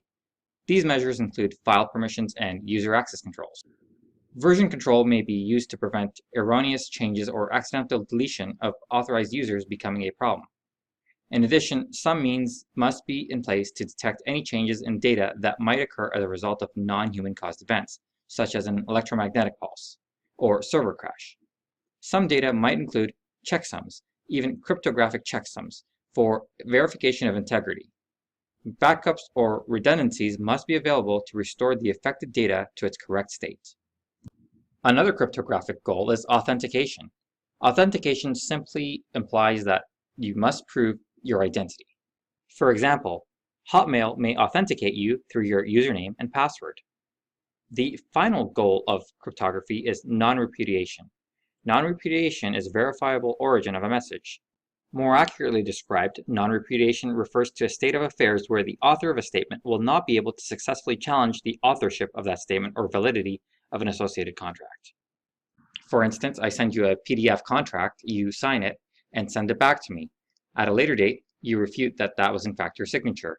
With non-repudiation, that argument is thrown out the door. To people other than a cryptographer, the words code and cipher are interchangeable. There is, however, a very significant difference. The difference is very simple. A code replaces whole words with symbols, while ciphers replace individual letters with other letters or symbols. A cipher will manipulate the letters of a plain text, while a code will manipulate the whole words. Of course, ciphers tend to be much more effective, If you had to replace whole words by a symbol, you would need a lot of symbols. Whereas if you needed to replace individual letters, you would need approximately 26 symbols. So to simplify this, we note that a code is not the same as a cipher. A code is a system that substitutes one word or phrase for another. Codes are intended to provide secrecy and/or efficiency. A cipher, on the other hand, is a system that uses mathematical algorithms to encrypt and decrypt messages. There are two ways ciphers process messages. The first way is stream ciphers. Stream ciphers operate on one character or bit of message at a time. Stream ciphers convert one symbol of plain text directly into a symbol of ciphertext. The other method is block ciphers. Block ciphers operate on large segments of the message at the same time. Block ciphers encrypt a group of plaintext symbols as one block. Let's consider the advantages and disadvantages of stream ciphers. One of the advantages is the speed of transformation. Algorithms are linear in time and constant in space. Another advantage is the fact that it has low error propagation. An error in encrypting one symbol likely will not affect subsequent symbols. Low diffusion is one possible disadvantage. All information of a plaintext symbol is contained in a single ciphertext symbol. Another disadvantage is susceptibility to insertions or modifications. An active interceptor who breaks the algorithm might insert spurious text that looks authentic. Now let's consider the pros and cons of block ciphers. An advantage is high diffusion. Information from one plaintext symbol is diffused into several ciphertext symbols. Another advantage is immunity to tampering. It's difficult to insert symbols without detection. One of the disadvantages with block cipher is the slowness of encryption. An entire block must be accumulated before encryption or decryption can begin. The other disadvantage is error propagation. An error in one symbol may corrupt the entire block. Substitution and transposition ciphers are two categories of ciphers used in classical cryptography. Substitution and transposition differ in how chunks of the message are handled by the encryption process. Substitution ciphers encrypt plaintext by changing the plaintext one piece at a time. Transposition ciphers encrypt plaintext by moving small pieces of the message around. Anagrams, for example, are a primitive transposition cipher. In this lesson, we will discuss key lifecycle management. There are many factors to consider in the lifecycle of a key. Keeping in mind the types of keys, for example, public and private keys, and their corresponding usages such as authentication, authorization, signing, verification, and so on, there are many potential issues relating to how a key is properly generated, distributed, stored, replaced, deleted, and recovered during its lifetime, and provided with adequate protection against threats. Other questions come up as to how long the life cycle of a key should be, which could range anywhere from just a few minutes to 1 or more years, and the key strength needed to withstand attacks. And there are other questions like, who shall take care of the generation, usage, replacement, and other phases of the life cycle? The most important aspect to consider is what the key is used for. One should always be careful not to use any key for different purposes. Here, an important distinction is made between data keys, used to encrypt data, and key encryption keys, KEKs, which are used to entirely protect other keys. Keys are fundamentally used for encryption, but encryption often acts as a very cunning proxy for other uses such as authentication and signing. For instance, you can prove who you are based on an ownership of a key. Once a key is generated, the key management system should control the sequence of states that a key progresses over its life cycle, and allow an authorized administrator to handle them when necessary. The National Institute of Standards and Technology, NIST, provides strict guidelines for most aspects of the life cycle of cryptographic keys, and has also defined some standards on how a crypto period is determined for each key. A crypto period is the operational life of a key, and is determined by a number of factors based on the sensitivity of the data or keys to be protected, and how much data or how many keys are being protected. From this information, the operational life of the key can be determined along with the key strength, which is proportional to the cryptographic strength of the system. The algorithm, and therefore the key type, is determined by the purpose of the key. For example, DSA is applicable to a signing purpose only, whereas RSA is appropriate for both signing and encryption.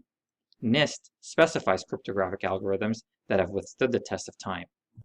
There are instances when it is necessary for an authorized administrator to make changes to the key's parameters which cause a change in its state during a life cycle. Here's a list of some of those circumstances.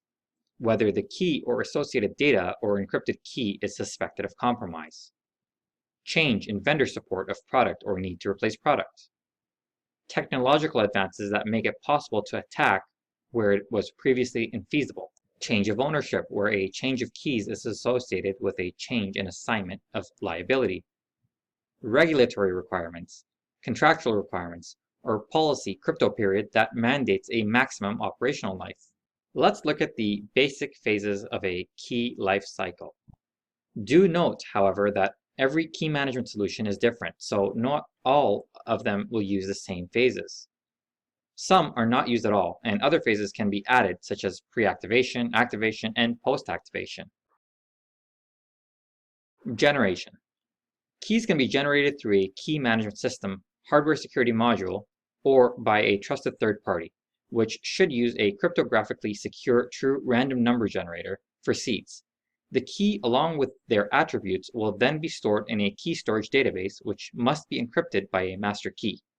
Attributes include items like name, activation date, size, and instance. A key can be activated upon its creation or set to be activated automatically or manually at a later time. Each key should have a key strength, generally measured in number of bits, associated with it that can provide adequate protection for the entire useful time of the protected data, along with the ability to withstand attacks during this lifetime. The different key lengths will depend on the algorithm that it uses. A standard cryptographic algorithm is recommended that has been thoroughly evaluated and tested. The next phase is backup and storage. In order to receive a key that has been lost during its use, for example due to equipment failure or forgotten passwords, a secure backup copy should be made available. Backup keys can be stored in a protected form on external media, for example CDs, USB drives, or by using an existing traditional backup solution, for example a local network. When a symmetric key or an asymmetric private key is being backed up, it must be encrypted before being stored. The next phase is distribution and loading. The objective of the deployment and loading phase is to install the new key into a secure cryptographic device, either manually or electronically. This is the most critical phase for key security and should only be performed by authorized personnel in case of manual installation. For manual distribution, which is by far the most common method of shared key distribution in the payment space, key encryption keys, KEKs, must be distributed and loaded in key shares to avoid the full key being viewed in the clear. Once the KEK is installed, data keys can then be shared securely since they can be encrypted, also known as wrapped, in this context. Best practice key management standards such as PCI DSS are now mandating that, as well as encrypting the key material, the key usage needs to be equally secured, for instance by using a pin block encryption-decryption. While this is a very secure, well-known, and established method of key distribution, it is labor-intensive and it does not scale well. You would actually need a new KEK for every point that you share a key with. For larger scale key deployments, for example managing keys for an entire secure web server farm, asymmetric key distribution techniques are really the only feasible way. In this case, the initial step of sharing a KEK using key shares is displaced by the simple technique of deploying a public key. Keys can then be transmitted securely as long as the public key, or its fingerprint, gets adequately authenticated. The next phase is normal use and replacement. The key management system should allow an activated key to be retrieved by authorized systems and users, for example for encryption or decryption processes or MAC generation and verification. It should also seamlessly manage current and past instances of the encryption key. The key manager will replace a key automatically through a previously established schedule according to the key's expiration date or crypto period, or if it is suspected of compromise, which might be achieved manually by an authorized administrator. When replacing keys, the intent is to bring a replacement key into active use by the system and typically to also re-encrypt all stored data under the new key. But if the new key has to be used for new sessions such as TLS, then old data doesn't need to be secured by the new key. Replacing keys can be difficult because it necessitates additional procedures and protocols, which may include correspondence with third parties in public key systems. The timing for expiration depends on the strength of the key length, and how long the protected data or key will be valid. In common practice, keys expire and are replaced in a time frame shorter than the calculated lifespan of the key. As a key is replaced, the old key is not totally removed, but remains archived, so is retrievable under special circumstances, for example, settling disputes involving repudiation. The next step is archival. Archival refers to offline long-term storage for keys that are no longer in operation. These keys usually have data associated with them that may be needed for future reference, such as long-term storage of emails. There may also be associated data in other external systems. When archiving a key, it must be encrypted to add security. As recommended in the creation and deployment phases, it may be useful to encrypt a symmetric key with the public key of an asymmetric key pair so that the person or entity holding the corresponding private key can only decrypt it. Sometimes, depending on the key's deployment scenario, archival is the last phase in the life process and never moves on to deletion or destruction. An archived key cannot be used for cryptographic requests. Before a key is archived, it should be proven that no data is still being secured with that old key. The last phase is the end of the key's life cycle, where all of its instances, or just certain instances, are completely removed, and recovery of that key may be possible, depending on the method used. The end of life for a key should only occur after an adequately long archival phase, and after adequate analysis to ensure that loss of the key will not correspond to loss of data or other keys. There are three methods of removing a key from operation. The first one is key destruction. This method removes an instance of a key in one of the permissible key forms at a specific location. Information may still exist at the location from which the key may be feasibly reconstructed for subsequent use. The other method of removing a key from operation is key deletion. This method removes an instance of a key and also any information from which the key may be reconstructed from its operational storage use location. Instances of this key may continue to exist at other locations, for example, archival purposes. The third method of removing a key from operation is key termination. All instances and information of the key are completely removed from all locations, making it impossible to regenerate or reconstruct the key other than through a restore from a backup image. The key management system should be able to handle all of the transitions between phases of a life cycle and should be capable of monitoring and keeping track of these workflows. There are certain aspects to monitoring that should be considered. First, it is important to monitor for unauthorized administrative access to the system to ensure that unapproved key management operations are not performed. Next, the computer processor may be under significant load. When combined with an overloaded cryptographic service, the results could be serious, including data corruption or unavailability. Third, monitoring the key's life cycle is also important to ensure that the key has been created and deployed properly. Present-day symmetric algorithms are very complex. The Data Encryption Standard, or DES, is a well-known symmetric algorithm. DES is one of the most widely accepted, publicly available cryptographic systems today. It was developed by IBM in the 1970s, but was later adopted by the US government and National Bureau of Standards as an official Federal Information Processing Standard, FIPS, for the United States in 1976.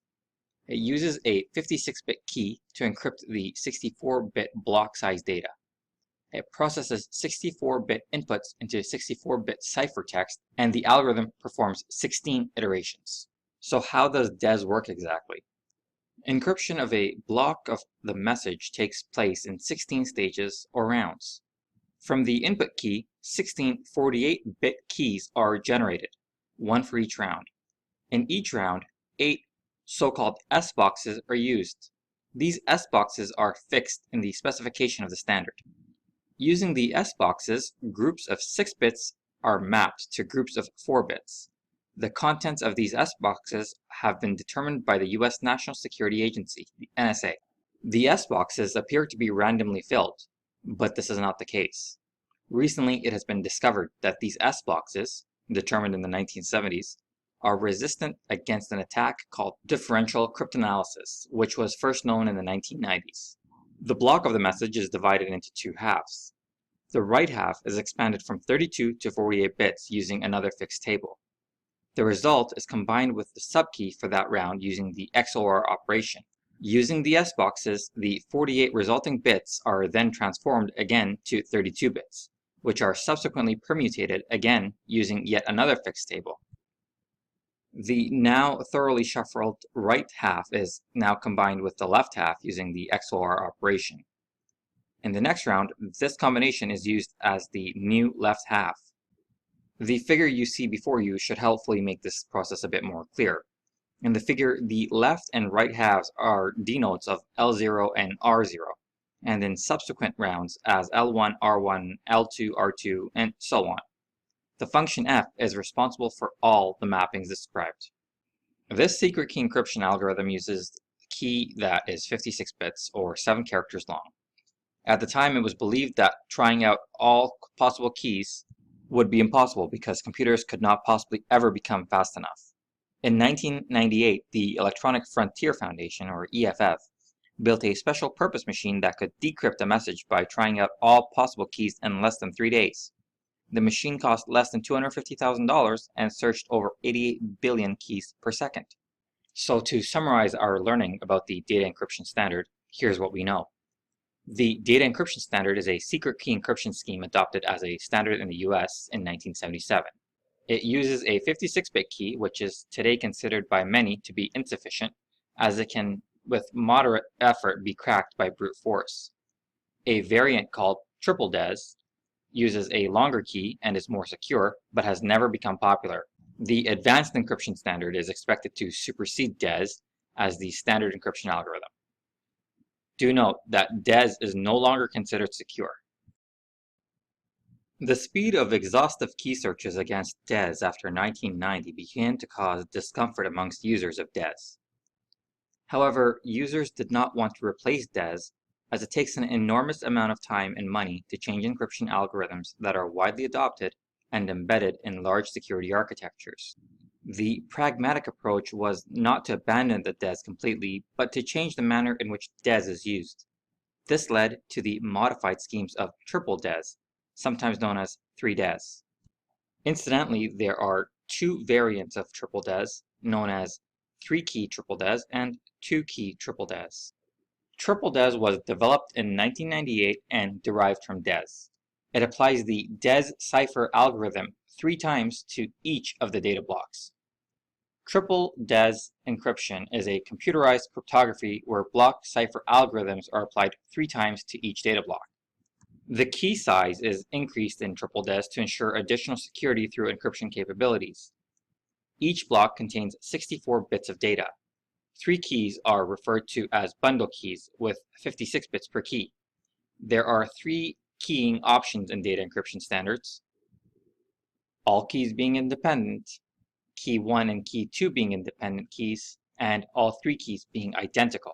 Before using 3-key triple DES, a user first generates and distributes a 3-key triple DES key, K, which consists of 3 different DES keys, K1, K2, and K3. This means that the actual 3T DES key has a length of 3 times 56 or 168 bits. The encryption scheme is illustrated as follows. The encryption-decryption process is as follows. First, you encrypt the plaintext blocks using the single DES with key 1. Now, you decrypt the output of step 1 using the single DES with key 2. Finally, you encrypt the output of step 2 using a single DES with key 3. The output of step 3 is the ciphertext. The decryption of a ciphertext is a reverse process of what we just described. The user first decrypts using key 3, then encrypts with key 2, and finally decrypts with key 1. Due to this design of triple DES as an encrypt, decrypt, encrypt process, it is possible to use a 3T DES hardware implementation for single DES by setting K1, K2, and K3 to be the same value. This provides backwards compatibility with DES. The second variant of triple DES, also known as 2T DES, is identical to 3T DES, except that K3 is replaced by K1. In other words, the user encrypts plaintext blocks with key K1, then decrypts with key K2, and finally encrypts with key K1 again. Therefore, 2D DES has a key length of 112 bits. While triple DES systems are significantly more secure than single DES, these are clearly a much slower process than encryption using single DES. Now let's compare and contrast the data encryption standard with triple DES. The key length for DES is 56 bits. With a 2T triple DES, the key length is 112 bits. 3T DES is 168 bits. They are both symmetric and block cipher. The number of keys required is 1 for DES and 2 or 3 depending on which one you're using for triple DES. In this lesson, we will be learning about 3 symmetric encryption algorithms. Specifically, we will discuss the Advanced Encryption Standard, or AES, Blowfish, and Twofish. The more popular and widely adopted symmetric encryption algorithm likely to be encountered nowadays is the Advanced Encryption Standard, or AES. It is found to be at least 6 times faster than triple DES.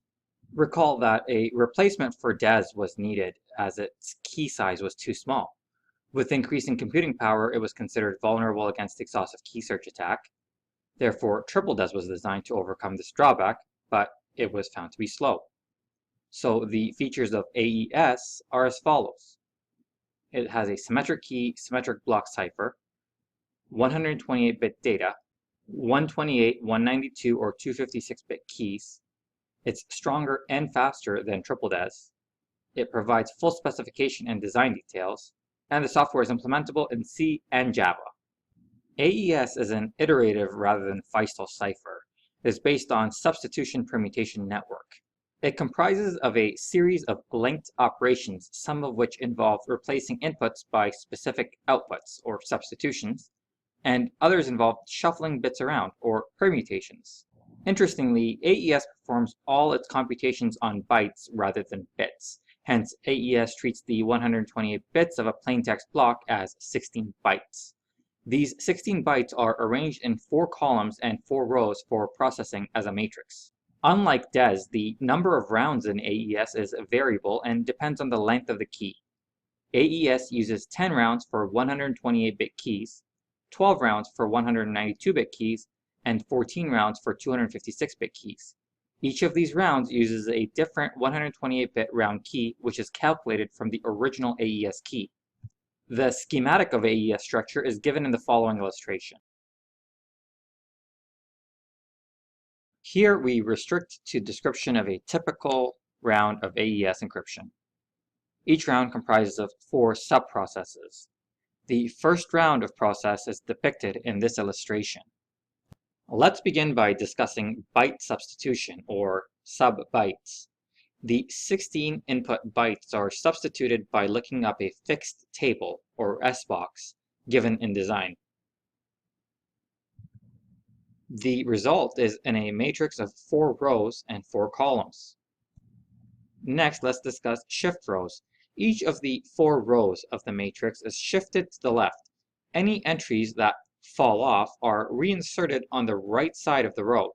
A shift is carried out as follows. The first row is not shifted. The second row is shifted 1 byte position to the left. The third row is shifted 2 positions to the left. The fourth row is shifted 3 positions to the left. And the result is a new matrix consisting of the same 16 bytes but shifted with respect to each other. Let's discuss mixed columns. Each column of 4 bytes is now transformed using a special mathematical function. This function takes as input the 4 bytes of one column and outputs 4 completely new bytes, which replace the original column. The result is another new matrix consisting of 16 new bytes. It should be noted that this step is not performed in the last round. Finally, let's discuss add round key. The 16 bytes of the matrix are now considered as 128 bits and are XOR'd to the 128 bits of the round key. If this is the last round, then the output is the ciphertext. Otherwise, the resulting 128 bits are interpreted as 16 bytes and we begin another similar round. The process of decryption of an AES ciphertext is similar to the encryption process in the reverse order. Each round consists of the 4 processes conducted in the reverse order: add round key, mixed columns, shift rows, byte substitution. Since subprocesses in each round are in reverse manner, unlike for a Feistel cipher, the encryption and decryption algorithms needs to be separately implemented, although they are very closely related. In present-day cryptography, AES is widely adopted and supported in both hardware and software. To date, no practical cryptanalytic attacks against AES has been discovered. Additionally, AES has built-in flexibility of key length, which allows a degree of future-proofing against progress and the ability to perform exhaustive key searches. However, just as for DES, the AES security is assured only if it is correctly implemented and good key management is employed. In this lesson, we will be discussing Blowfish. Blowfish is a keyed symmetric cryptographic block cipher designed by Bruce Schneier in 1993 and placed in the public domain. Blowfish is included in a large number of cipher suites and encryption products. Blowfish's security has been extensively tested and proven. As a public domain cipher, Blowfish has been subject to a significant amount of cryptanalysis, and full Blowfish encryption has never been broken. Blowfish is also one of the fastest block ciphers in public use. Schneier has designed Blowfish as a general-purpose algorithm intended as a replacement for the aging DES and free of the problems associated with the other algorithms. Notable features of design include key-dependent S-boxes and a highly complex key schedule. Let's take a closer look at how Blowfish works exactly. Blowfish has a 64-bit block size and a key length of anywhere from 32 bits to 448 bits. It is a 16-round Feistel cipher and uses large key-dependent S-boxes.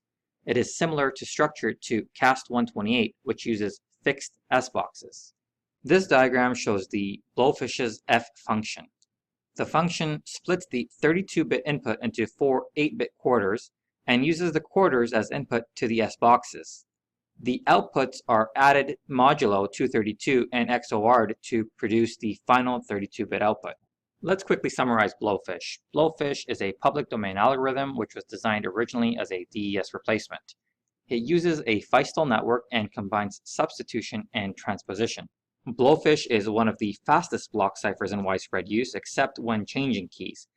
Each new key requires pre-processing equivalent to encrypting about 4 kilobytes of text, which is very slow compared to other block ciphers. This prevents its use in certain applications, but is not a problem in others. Blowfish is not subject to any patents and is therefore freely available for anyone to use. This has contributed to its popularity in cryptographic software. Another symmetric algorithm is Twofish. Twofish was derived from Blowfish by Bruce Schneier in 1998. It is freely available in the public domain as it has not been patented.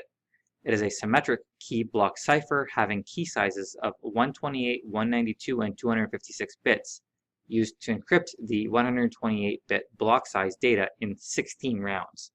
The algorithm making use of S-boxes and makes the key generation process very complex and secure. So in summary, Twofish was designed as a DES replacement. It was placed into the public domain, uses a Feistel network. It combines substitution and transposition. And some of the key facts is that it's symmetric, it's block cipher, and a key length of 128, 192, and 256 bits is what you'll need to remember. Here we have a summary of the algorithms we've discussed. I would strongly encourage you to pause the video now and review the method and key size of each as a quick refresher. We've covered a lot of information, and this summarizes most of that. The RC4 encryption algorithm, developed by Ronald Rivest of RSA, is a shared key stream cipher algorithm requiring a secure exchange of a shared key. RC4 is no longer considered secure, and careful consideration should be taken regarding its use. The symmetric key algorithm is used identically for encryption and decryption, such the data stream is simply XOR'd with the generated key sequence. The algorithm is serial as it requires successive exchanges of state entries based on the key sequence. Hence, implementations can be very computationally intensive. The RC4 encryption algorithm is used by standards such as IEEE 802.11 with WEP, wireless encryption protocol, using 40 and 128-bit keys. Published procedures exist for cracking the security measures as implemented in WEP. Here are some quick facts on RC4. It is the most widely used stream cipher. It was developed by Ron Rivest, invented in 1987. The RC stands for Ron's code, and it's a variable key size. It's byte-oriented stream cipher, It's widely used for Web Secure Socket Layer, SSL and TLS, Wireless Equivalent Wired Privacy, WEP, and it normally uses 64 bits and 128-bit keys. It consists of two parts, the key scheduling algorithm, or KSA, and the pseudo-random generation algorithm. RC4 generates a pseudo-random stream of bits, or a key stream. As with any stream cipher, these can be used for encryption by combining it with the plaintext using bitwise exclusive OR. Decryption is performed the same way, since exclusive OR is a symmetric operation. To generate the key stream, the cipher makes use of a secret internal state which consists of two parts. One, a permutation of all 256 possible bytes denoted as S in this illustration. Second, it uses two 8-bit index pointers denoted as I and J in this illustration. The permutation is initialized with a variable length key, typically between 40 and 256 bits, using the key scheduling algorithm. Then, the stream of bits is generated by a pseudo-random generation algorithm. Let's quickly recap the advantages and disadvantages of RC4. The first advantage is that RC4 is faster than DES. Secondly, it offers enormous key space. Third, it is very popular and used in secure socket layer. The disadvantages include having a large number of weak keys of 1 to 256, whereby weak keys can be detected and exploited with a high probability. Again, I must emphasize that RC4 is no longer considered secure. In this lesson, we will discuss RSA cryptography. RSA encryption is a public key encryption technology developed by RSA Data Security.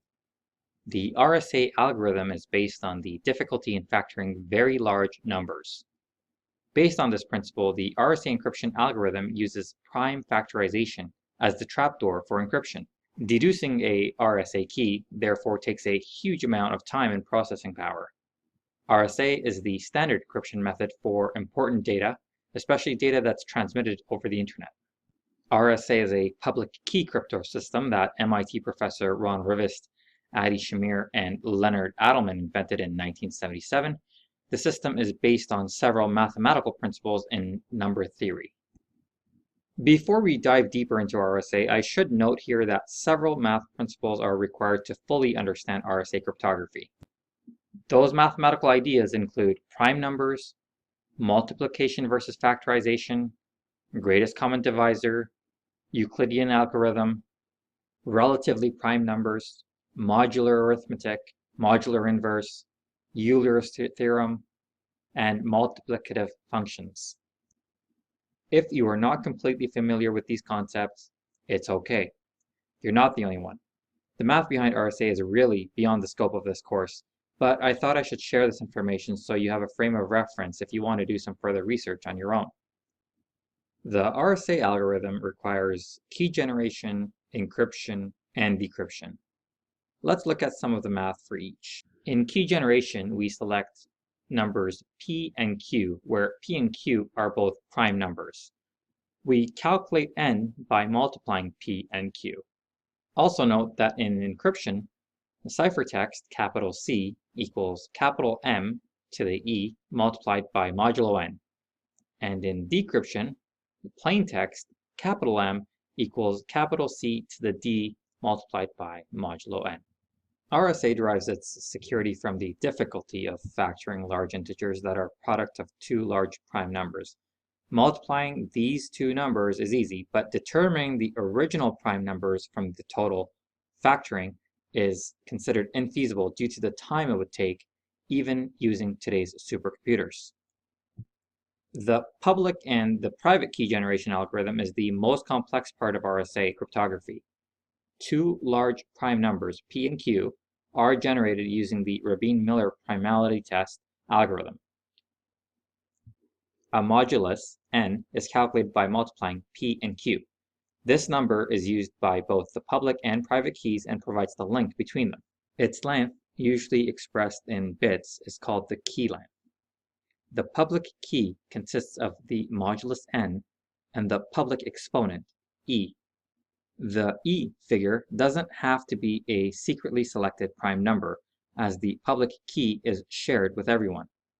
The private key consists of the modulus n and the private exponent d, which is calculated using the extended Euclidean algorithm to find the multiplicative inverse with respect to the totient of n.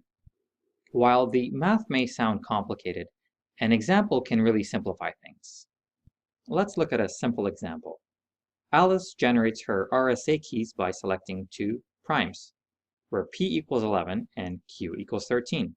The modulus, therefore, equals p times q, which is 143. Therefore, n equals 143. The totient of n phi n, therefore, equals p minus 1 times q minus 1, which equals to 120. Next, she chooses 7 for her RSA public key E and calculates her RSA private key using the extended Euclidean algorithm, which gives her 103. Next, Bob wants to send Alice an encrypted message, capital M, so he obtains her RSA public key, N, E, which in this example is 143 and 7. His plaintext message is just the number 9 and is encrypted into ciphertext, capital C, as follows.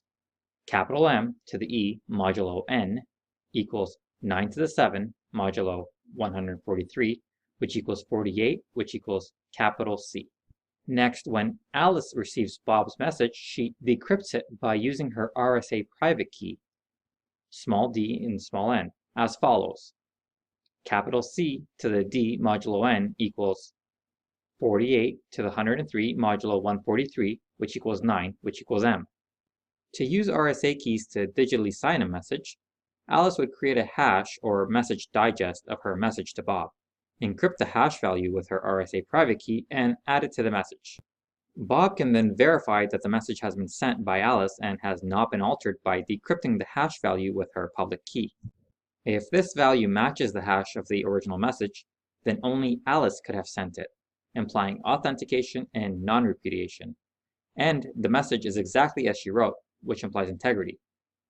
Alice could, of course, encrypt her message with Bob's RSA public key before sending it to Bob. As discussed earlier, the security of RSA relies on computational difficulty of factoring large integers. As computing power increases and more efficient factoring algorithms are discovered, the ability to factor larger and larger numbers also increases. Encryption strength is directly tied to key size, and doubling key length delivers an exceptional increase in strength, although it does impair performance. RSA keys are typically 1024 or 2048 bits long, but experts believe that 1024-bit keys could be broken in the near future, which is why government and industries are moving to a minimum key length of 2048 bits. Barring an unforeseen breakthrough in quantum computing, it should be many years before longer keys are required, but elliptic curve cryptography is gaining favor with many security experts as an alternative to RSA for implementing public key cryptography. It can create faster, smaller, and more efficient cryptographic keys. Much of today's hardware and software is elliptic curve cryptography ready, and its popularity is likely to grow as it can deliver equivalent security with lower computing power and battery resource usage, making it more suitable for mobile apps than RSA. Finally, a team of researchers, which included Adi Shamir, a co-inventor of RSA, has successfully determined a 4096-bit RSA key using acoustic cryptanalysis. However, any encryption algorithm is vulnerable to this type of attack. So to summarize, here are the RSA key facts. RSA is an asymmetric encryption algorithm with variable length key between 1024 and 4096 bits, and it is considered secure. Elliptic curve cryptography and quantum cryptography are two more encryption technologies, but these are less commonly used. The foundation of asymmetric cryptography is based on the difficulty of solving complex math problems. For example, the RSA algorithm is based on the math of solving complex large prime numbers. A prime number is a number that is divisible by itself and 1. Let's say, for example, that I told you I was going to multiply two prime numbers and give you the answer. For instance, 15 would be the answer of the multiplication of two prime numbers, and I told you to tell me what those two numbers are. You would be able to easily tell me that those two numbers are 3 and 5. as 3 and 5 are both prime numbers that multiply to 15. Similarly, if I told you that I multiplied two numbers to get 21, you would tell me those two prime numbers are 7 and 3 because those are the two numbers that are prime and multiply to 21. However, if I gave you a number like 33,878,633 and asked you to provide me the two prime numbers that multiply to that, you would probably have a little bit of challenge. This is what a cryptographic algorithm like RSA is founded upon, and the challenge of prime factorization for very large numbers is what makes it so successful. Now, if an efficient method of solving prime factorization was discovered, modern cryptography utilizing prime factorization as we know it would be rendered completely useless. Enter into the equation elliptic curve cryptography. Elliptic curve cryptography does not depend on prime factorization. Instead, it uses the elliptic curve discrete logarithmic problem. Elliptic curve cryptography is a public encryption technique based on elliptic curve theory that can be used to create faster, smaller, and more efficient cryptographic keys. Elliptic curve cryptography generates keys through the properties of the elliptic curve equation instead of the traditional method of generation as the product of very large prime numbers. The technology can be used in conjunction with most public key encryption methods such as RSA and Diffie-Hellman. According to some researchers, ECC can yield a level of security with a 164-bit key that other systems require a 1024-bit key to achieve. Because ECC helps to establish equivalent security with lower computing power and battery resource usage, it is becoming widely used for mobile applications.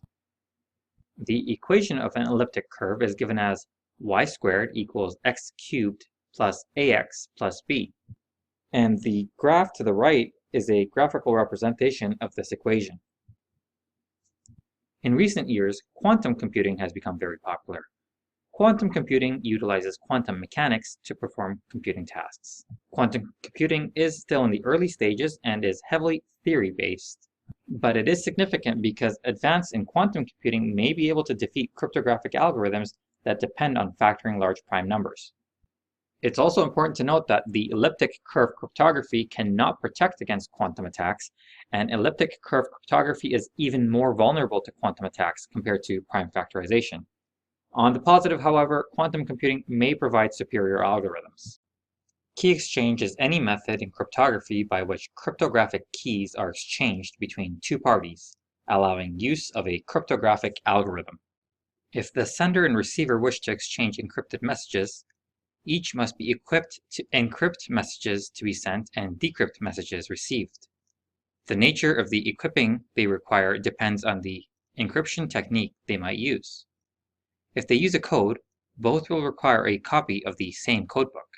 If they use a cipher, they will need appropriate keys. If the cipher is a symmetric key cipher, both will need a copy of the same key. If it's an asymmetric key cipher with the public-private key property, both will need the other's public key. The key exchange problem is how to exchange whatever keys or other information are needed so that no one else can obtain a copy. Historically, before the invention of public key cryptography, symmetric key cryptography utilized a secret key to encrypt and decrypt information. For two parties to communicate confidentially, they must first exchange the secret key so that each party can read encrypted messages as well as send them. This process is known as the key exchange. The overarching problem with symmetrical cryptography or a single key cryptography is that it can require a secret key to be communicated through a trusted channel. If the two parties cannot establish a secure initial key exchange, they cannot communicate securely without the risk of the key being compromised. Let's say, for example, Amy and Bill are wanting to communicate with each other. They want to make sure that their communication is confidential and that they are in fact communicating with each other. In other words, that the other person is authenticated. When Amy randomly selects her secret key, she has to somehow send it to Bill. But she doesn't yet have a secure channel to communicate with Bill, so she can't encrypt the key. If she sends it by email or some other unencrypted means, a third party, like Mal, might intercept the key in transit and use the key to eavesdrop on all subsequent communications between Amy and Bill. To compound the problem, what would Bill do once he received the key from Amy? He has no way of verifying that the key sent to him was in fact from Amy. If Mal is clever, he could impersonate Bill and send a fake key to Amy, then impersonate Amy and send a fake key to Bill. This would have the same effect as intercepting the key that Amy was originally sending to Bill legitimately, and Mal would be able to eavesdrop on all their communications. The solution to this would be to use a out-of-band key exchange. This simply means that Amy and Bill can use a different channel that they both trust. For example, if they are familiar with each other's appearance, they may arrange a face-to-face meeting at a local coffee shop, or if they are familiar with each other's voices, they may call each other. These options, however, present their own set of challenges. For example, what if Amy and Bill live in two different cities? Arranging a face-to-face meeting in that instance would not be feasible. The alternative solution is to use a in-band key exchange. In an in-band key exchange, the key exchange is done digitally, and one way this can be done is through the Diffie-Hellman algorithm, which we will discuss next. Diffie-Hellman key exchange, also called exponential key exchange, is a method of digital encryption that uses numbers raised to specific powers to produce decryption keys on the basis of components that are never directly transmitted, making the task of a would-be codebreaker mathematically overwhelming. The Diffie-Hellman key exchange is a method of securely exchanging cryptographic keys over a public channel, and was one of the first public key protocols as originally conceptualized by Ralph Merkle and named after Whitfield Diffie and Martin Hellman. Diffie-Hellman is one of the earliest practical examples of public key exchange implemented within the field of cryptography.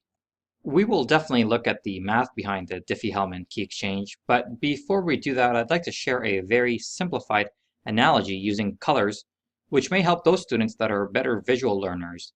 The concept of Diffie-Hellman is much easier to understand with this color analogy. Let's say that Alice and Bob would like to agree on a common shared secret color that they don't want any other person to know. Here's how they might do this. First, Alice sends a message to Bob telling him a common color they might use. Let's say that Alice selects green and tells Bob the color by email. Next, Alice and Bob each select a secret color of paint that they don't tell each other. Alice's secret color is red, and Bob's secret color is blue. Alice and Bob then each take the common green color and mix it with their secret color. For Alice, green and red make yellow, and for Bob, green and blue make cyan. Alice then sends a message to Bob and tells him that she got yellow as her result. And Bob tells Alice that he got cyan for his result. Alice and Bob now have two colors created by mixing the shared green color with their partner's secret color. They then mix their own secret color with their partner's shared color. For Alice, she mixes cyan and red to get teal. For Bob, he mixes yellow and blue to get teal. Both of these teals are identical and were created by mixing together the same three colors, green, red, and blue. Now let's assume that a malicious person is watching all of the messages that Alice and Bob exchanged. What would he know? Well, he knows that they started with the color green, and he knows that they exchanged the colors cyan and yellow. He would not know either of the two secret colors that Alice and Bob selected, which are red and blue, or the common secret color of teal, because those were never sent over the insecure channel. Diffie-Hellman is a way of generating a shared secret between two people in such a way that the secret can't be seen by observing the communication. That's an important distinction. You're not sharing information during the key exchange, you're creating a key together. This is particularly useful because you can use this technique to create an encryption key with someone and then start encrypting your traffic with that key. And even if the traffic is recorded and later analyzed, there's absolutely no way to figure out what the key was, even though the exchanges that created it may have been visible. This is where perfect forward secrecy comes from. Nobody analyzing the traffic at a later date can break in because the key was never saved, never transmitted, and never made visible anywhere. The way it works is reasonably simple. A lot of the math is the same as you see in public key crypto in that a trapdoor function is used. And while the discrete logarithm problem is traditionally used, the x to the y mod p business, the general process can be modified to use elliptic curve cryptography as well. But even though it uses the same underlying principles as public key cryptography, this is not asymmetric cryptography because nothing is ever encrypted or decrypted during the exchange. It is, however, an essential building block and was in fact the base upon which asymmetric crypto was later built. The basic idea works like this. I come up with two prime numbers, G and P, and tell you what they are. You then pick a secret number, A, but you don't tell anyone. Instead, you compute G to the A modulo P and send that result back to me. We'll call that capital A since it came from small a. I do the same thing, but we'll call my secret number small b and the computed number capital B. So I compute G to the small b modulo P and send you the result called capital B. Now you take the number I sent you and do the exact same operation with it. So that's capital B to the small a modulo P. Finally, I do the same operation with the result you sent me. So that's capital A to the small b modulo P. The magic here is that the number that I get in step 5 is the same number you got at step 4. Now, it's not really magic, it's just math, and it comes down to a fancy property of modulo exponents. Specifically, G to the A modulo P all raised to B modulo P equals G to the AB modulo P. And G to the B modulo P all raised to the A modulo P equals G to the BA modulo P.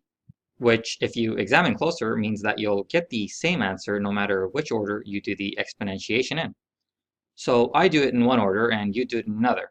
I never know what secret number you used to get the same result, and you never know what number I used, but we still arrive at the same result. That result, that number we both stumbled upon in step 4 and 5, is our shared secret key. We can use that as our password for a yes or blowfish, or any other algorithm that uses shared secrets. And we can be certain that nobody else, nobody but us, knows the key that we created together. So now we've worked with Diffie-Hellman in terms of mixing colors, and we've presented the basic idea of the formula. Let's take a look at a real-world example. Instead of choosing a starting common color, Alice chooses two numbers represented by the variables P and G. P must be a prime number. Let's say that Alice sends a message to Bob, then telling him to use 13 for P and 7 for G. Next, Alice chooses a secret number. Let's say that she chooses 5. We'll call that lowercase a. She then computes the value of uppercase a using the formula uppercase A equals G to the lowercase a power modulo P. That's 7 to the 5th power modulo 13, which gives us a value of 11 for A. Alice then sends the value of capital A, which is 11, to Bob. Bob then selects his own secret number. We'll call that lowercase b. And let's say he chooses the number 8. Bob then performs a similar calculation to determine uppercase b, using the formula uppercase B equals G to the lowercase b power modulo P. This gives us a value of 3 for Bob.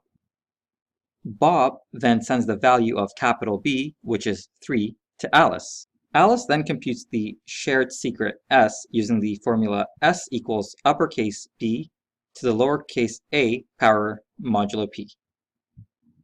This works out to 3 to the 5th power modulo 13, which is 9.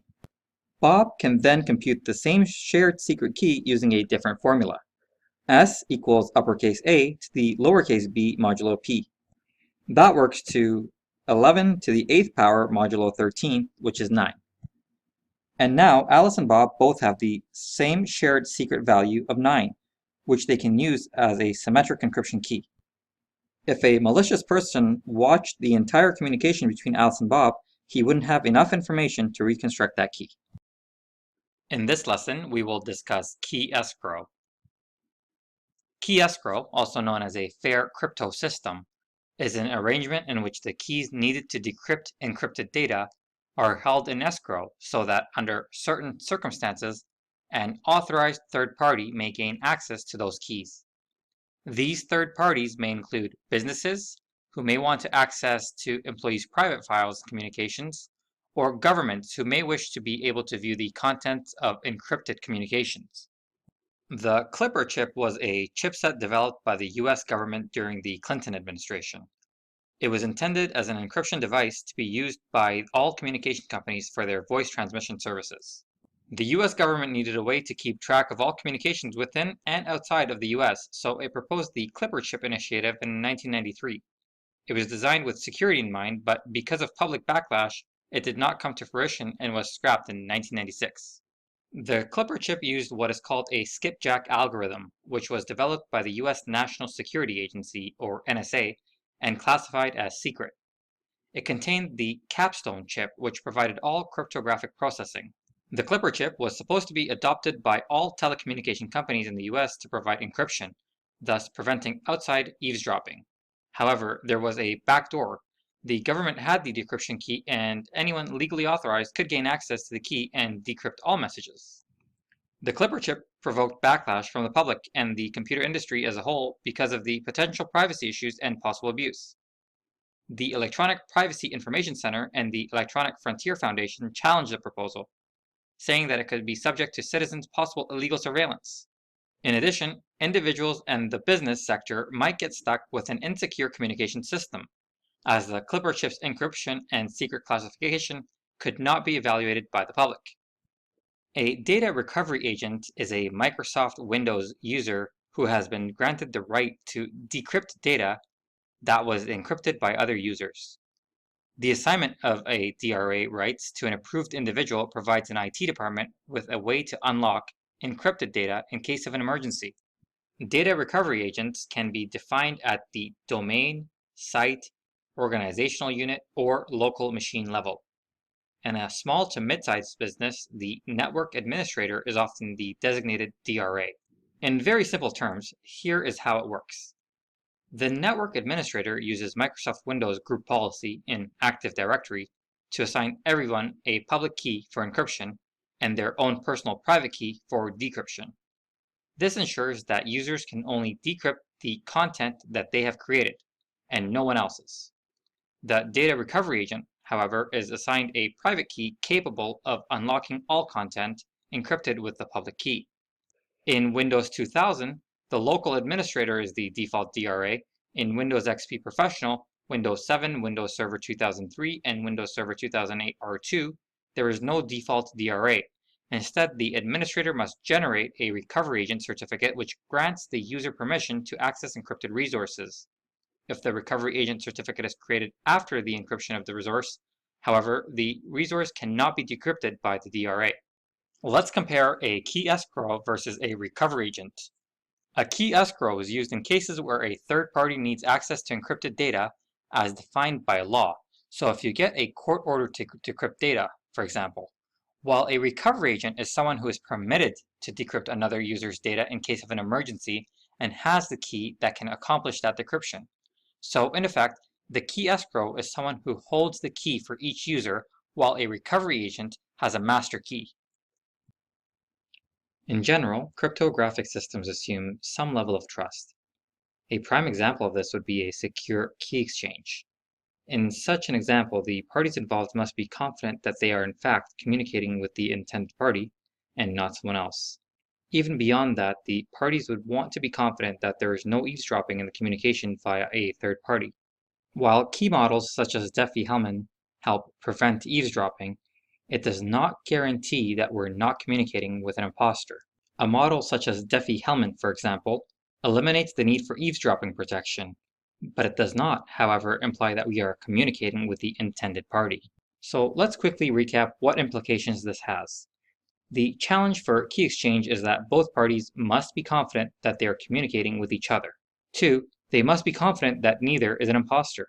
And 3rd, they must be sure that there is no eavesdropping in on the exchange. Let's take this a step further to better understand the basic trust model. When two parties engage in a transaction, they must mutually trust each other's identity. They must trust that both parties are allowed to engage in the transaction. They must trust that no third party can know the details of the transaction. There must be basic trust that no third party can change any part of the transaction. 5th, there must be trust that neither party can deny having engaged in that transaction. And 6th, trust that the record of the transaction is kept for future reference. We have clearly identified the challenges associated with the basic trust model. So then how do we ensure that we are in fact communicating with the intended individual? One possible solution would be through personal knowledge. For instance, the two parties could meet at a coffee shop and have an in-person key exchange. But is this really convenient and/or scalable? Probably not. Another option readily available is the Web of Trust, which we will discuss next. And a third option is the public key infrastructure. A Web of Trust is a concept used in PGP and OpenPGP compatible systems to establish the authenticity of the binding between a public key and its owner.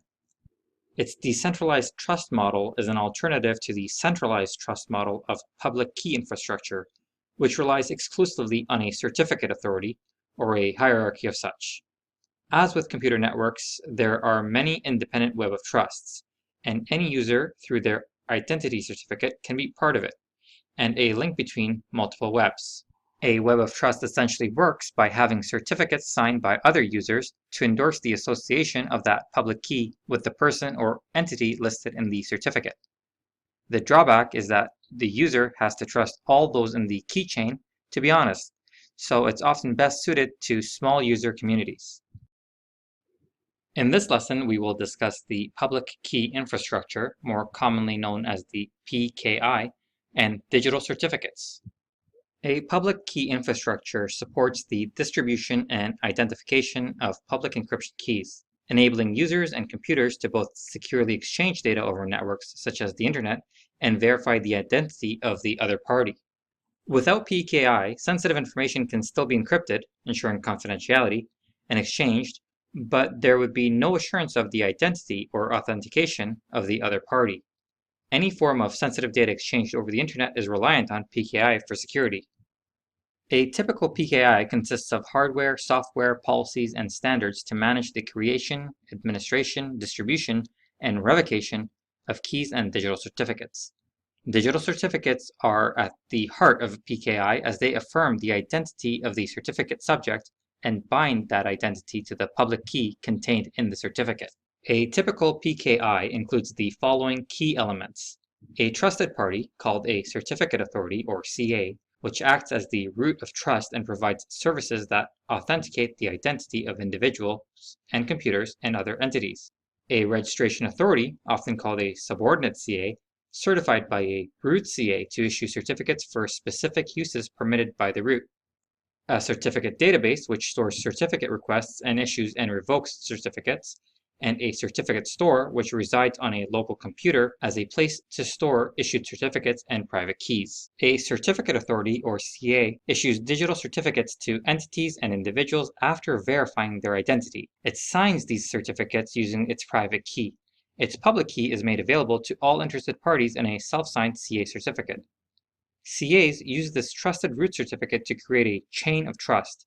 Many root certificates are embedded in web browsers, so they have built-in trust of those CAs. Web servers, email clients, smartphones, and many other types of hardware and software also support PKI and contain trusted root certificates from the major CAs. Along with an entity's or individual's public key, digital certificates contain information about the algorithm used to create the signature, the person or entity identified, the digital signature of the CA that verified the subject data and issued the certificate, the purpose of the public key encryption, signature and certificate signing, as well as date range during which the certificate can be considered valid. So what exactly is a certificate authority? A certificate authority, or CA, is a trusted entity that issues electronic documents that verify a digital entity's identity on the internet. The electronic documents, which are called digital certificates, are an essential part of secure communication and play an important part in the public key infrastructure. Certificates typically include the owner's public key, the expiration date of the certificate, the owner's name, and other information about the public key owner. Operating systems and browsers maintain lists of trusted CA root certificates to verify certificates that a CA has issued and signed. So in summary, a CA is an entity that issues digital certificates. It's a trusted third-party organization, and it verifies the identity of individuals and organizations and provides digital certificates containing the public key. I have navigated here to the identrust.com website, and Identrust.com provides IGC certificates. Obtaining a certificate is not a complicated process, but I thought I should share this piece of information for those who are interested. If you're interested in obtaining a certificate, this page here has the frequently asked questions. You can basically submit your ID for verification. That identification will then be reviewed within a certain timeline, and then a response would be given back to you. Once you've received that verified response, that certificate is basically your proof on the internet that says you are who you are. A core mechanism utilized to protect integrity is the concept of hashing. A sample hash function looks like the one seen here. But what is hashing? Hash functions create message digests from larger files. Hashing is the transformation of a string of characters into a usually shorter fixed length value or key that represents the original string. It's used to index and retrieve items in a database because it's faster to find items using the shorter hashed key than to find it using the original value. The values returned by hash functions are called hash values, hash codes, digests, or simply hashes. As mentioned, hashing is one of the core controls used to protect integrity. It does this by utilizing a mathematical algorithm. The unique digest that is yielded from the algorithm serves as a fingerprint for the file. Any alterations to that file changes the digest. In other words, if the short piece of data has changed, we know that the fingerprint of the file has changed, which means that there has been an alteration to that file. Let's take a closer look. I encourage you to practice along with me. If you go to the site listed here, www.miraclesalad.com/webtools/md5.php, you will have access to a MD5 hash generator. I have gone ahead and opened up this link on my browser. And as you can see here, we have an input box where we can enter any string we want. We can simply copy and paste information here, or we can type in whatever we want. For our example, I'm going to type in a random sentence. I like to drink coffee. As you can see, the MD5 hash generator is providing us with a hash that begins with the characters CC4 and ends with F3F. But what happens if I change the word coffee to water? As you can see, the whole hash changes. Now our hash begins with 090 and ends with 2FB. By looking at the hash, we know that this file has been altered. But what happens if we go ahead and change the word water, back to coffee? As you can see, we are right back to where we started. CC4 and F3F are the beginning and ending of our hash that's been generated. This is a very important concept because it indicates that any alteration or tampering of the file would be reflected in the change in hash. In our previous lecture, we discussed hash. We looked at a real-world example of how an MD5 generator produces a hash digest. Hashes serve as the rudimentary building block to many different integrity controls. One particular integrity control that utilizes hashing as a building block is a digital signature. Digital signatures are one of the most advanced and secure types of electronic signatures. You can use them to comply with the most demanding legal and regulatory requirements because they provide the highest level of assurance about each signer's identity and the authenticity of the documents they sign. Digital signatures use a certificate-based digital ID used by an accredited certificate authority or trust service provider, so when you digitally sign a document, your identity is uniquely linked to you. The signature is bound to the document with encryption, and everything can be verified using underlying technology known as public key infrastructure, or PKI. One way that digital signatures serve as an integrity control mechanism is that they help us achieve the goal of non-repudiation. Non-repudiation in network security is the ability to prevent a denial in an electronic message or transaction. The aim of non-repudiation is to ensure that an individual or organization is unable to deny at a later date that they were the originator of that message or transfer. So how is a digital signature created? To begin, the person signing the document uses the hash function to create a digest of that document. The hash generated is encrypted using his or her private encryption key. The recipient of a digitally signed message can then use the sender's public key to decrypt the signature and then compute the hash value of the message themselves and compare the values from steps 1 and steps 2. If they match, the message is authentic. Let's discuss digital certificates. Digital signatures can be used to create digital certificates. A digital certificate is like an electronic passport for exchanging secure information over the internet using the public key infrastructure, otherwise known as PKI. They are used to transmit public keys securely.